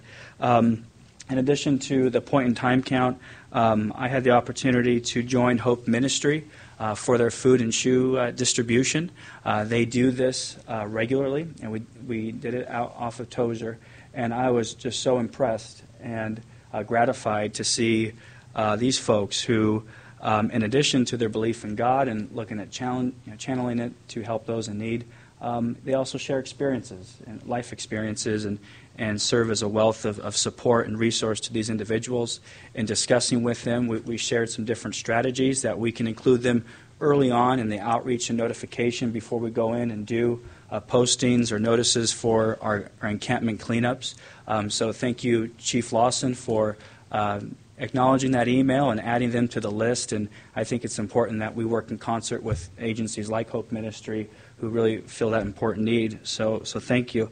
I want to add a couple other things. I want to thank the Madera Police Department, Public Works Department, our code enforcement for the cleanups over this past week near the Gateway Bridge and Lake and D Street. I received a handful of calls and messages from folks who were pleased to see that. So thank you for your hard work. I know that it requires a lot of planning, ample notice and due process there for folks, and so I want to thank you all for your efforts there. I don't want to go on and on, but please do. we had a pretty busy few weeks. Continue. Mayor Pro Tem Rodriguez and Councilman Rigby joined me and members of our Realtors Association. We met them with as a stakeholder group in developing our business incentive program. So we received some really great feedback, especially some ideas, ways that we can improve the process and kind of our customer service approach that I know Steve Frazier is really driving hard. So I thought it was a productive meeting, and we received some great input. And lastly, I joined the Friends of the Madera Library, and I joined Chuck Dowd. I think that was last week, right, Chuck? Okay. I came to discuss with them a project that we have been working on. Chuck has been a participant in that conversation, and looking at ways that we can recognize the 50th anniversary of Robert Kennedy's visit to Madera, which coincidentally was 4 days before he was assassinated. So Madera shares a very small but meaningful part of history with that event. And so we have a little committee, and I presented to the Friends of the Madera Library to see if we can get their buy-in, maybe even use the library as a potential venue to highlight that important occasion, to maybe lend to a community dialogue about many of the things that are very prevalent today in 2018 as they were in 1968. And I'd like to add, and they mentioned that they would be more than happy to have City Council for a tour to look at some of the things that they're doing and the upgrades. As was mentioned, we contribute $50,000 to the library each year as part of our tax sharing agreement. So I think that would be a great tour and visit to arrange maybe before a council meeting to see all the good things that they're doing. So I think that's all I got. So. A lot of great things happening. Thank you, everybody, for all that input. There is absolutely a lot of fantastic things happening in our community, and I'll be real brief with mine. I just want to make a quick report about the intergovernmental meeting that we have with the City of Chowchilla and the county. Our city manager, Mr. Frazier, and Mayor Pro Tem and myself met with them a couple of days ago, and the topics are homelessness. We discussed emergency services, and we didn't get to things like economic development or transportation. And I think originally for this committee, we thought quarterly, but there's just so many things going on that I think we're going to meet next month, and it's more than likely we will meet 12 times a year. But as mentioned before, when we were talking about working with the county, I think it's just so very vital and important to keep that open dialogue, and the intergovernmental agency is going to do just that. I think a number of us attended the Interfaith Intercultural event a few weeks ago, and it was overwhelming the number of people who attended that absolutely loved it. And when we come together as a community, whether it's faith-based or when we get a chance to share our culture, we were Madera strong that day. And I actually ran into a number of people that are not from Madera that said, how can we get this in Fresno or other cities? And so this board is usually tasked with spreading the CDBG funding, which is always difficult. But when we get a chance to see that money at work and what Lourdes Herrera has done and the coalition, the Madera Coalition for Community Justice, I think it's money well spent. That was just an absolute fantastic event. It's packed, a great event for Madera. And it was unfortunate that day that I found out that Lourdes has cancer. And it's very difficult on her and her family, and it was a perfect place to share a prayer. And so I ask that we all keep Lourdes and her family in our hearts as she battles this difficult disease. Neighborhood watch meetings are back in full force. Hopefully, well, we don't have to worry about the cold just yet, and so it's just so very, very valuable. And again, speaking with other communities, when I as mayor, I'm sure us as council members can share that we have almost 90 different neighborhoods that come together and want to meet and see how we can work together with not just our police department, but code enforcement and others. It's just absolutely incredible, and I want to thank Chief Lawson in taking that even a step further, and that next week we will have our first, thanks again to Mr. Block as well, working together with PD, our first downtown watch, basically a spin-off of Neighborhood Watch. That was an absolute fantastic idea. So we look forward to that, and now including those business owners and building owners of downtown Madera. So I look forward to that. And just real brief, I've had discussions with my colleagues and others about sometimes kids will go away to college and there's really nothing to kind of come back to. We've had that conversation about, why would I come back to Madera? And of course, we want them to further their education. But I got to spend some time with the Madera Leos, which is a junior Lions club. And the Leos, the age group is around junior high to high school, and then they have an Omega club that's kind of the college-age kids. And so they invited me to do similar to what you had done, where they went to elementary schools, about 12 elementary schools, and actually sized them for some underprivileged kids that need shoes and socks. And so I went out to kind of take a look, and I thought it was kind of more of a hand them a box and here you go. She's no longer the advisor, but I would like to mention that Rose Cantu was the original advisor who insisted that these Leos, high school kids, if allowed, remove the socks and shoes of the child and put on a new pair of socks and shoes. And I have to tell you, the impact of that was incredible. I was moved and touched. One, that these kids, the high school kids love doing that, and they have buy-in in the community. They have a stake in their community. They feel like they're making a difference, and they absolutely are. And so I posted on social media because I was just so proud of them. And they're all going to go away to school, and they can't wait to go to school. But as teenagers, they're actually talking about, and when I come back, I want to continue to be part of this community. So there's a number of stakeholders involved, but I want to thank the Leos and the Lions members for supporting them. And again, another shout out. I put it on Facebook, and Commander Lawson said, I want to donate to that group, and a few others caught on and said, I'll donate as well to keep this thing going. Not to cut short, the other junior clubs, the Interact Club does a fantastic job, and the other service clubs, it just goes to the point that all these service clubs, they're giving of their time and their energy for free to make this a better community. So a general shout out to all those service clubs, and what they do in our community is just so valuable. That's all I have. Thank you very much for staying this late and for listening to us. When we have 3 weeks in between meetings, we're all have a lot to catch up on. And so with that, I will ask our city attorney to make an announcement. Yes, Mayor. The council will now adjourn to closed session in 2 items. The first is conference with real property negotiators pursuant to Government Code Section 54956.8. The property and priorities are as listed on the agenda. The second item is conference with legal counsel and anticipated litigation. That's significant exposure to litigation pursuant to Government Code Section 54956.9, Subdivision D2 in one matter. Thank you, and if you're not here when we get back, good evening, everybody.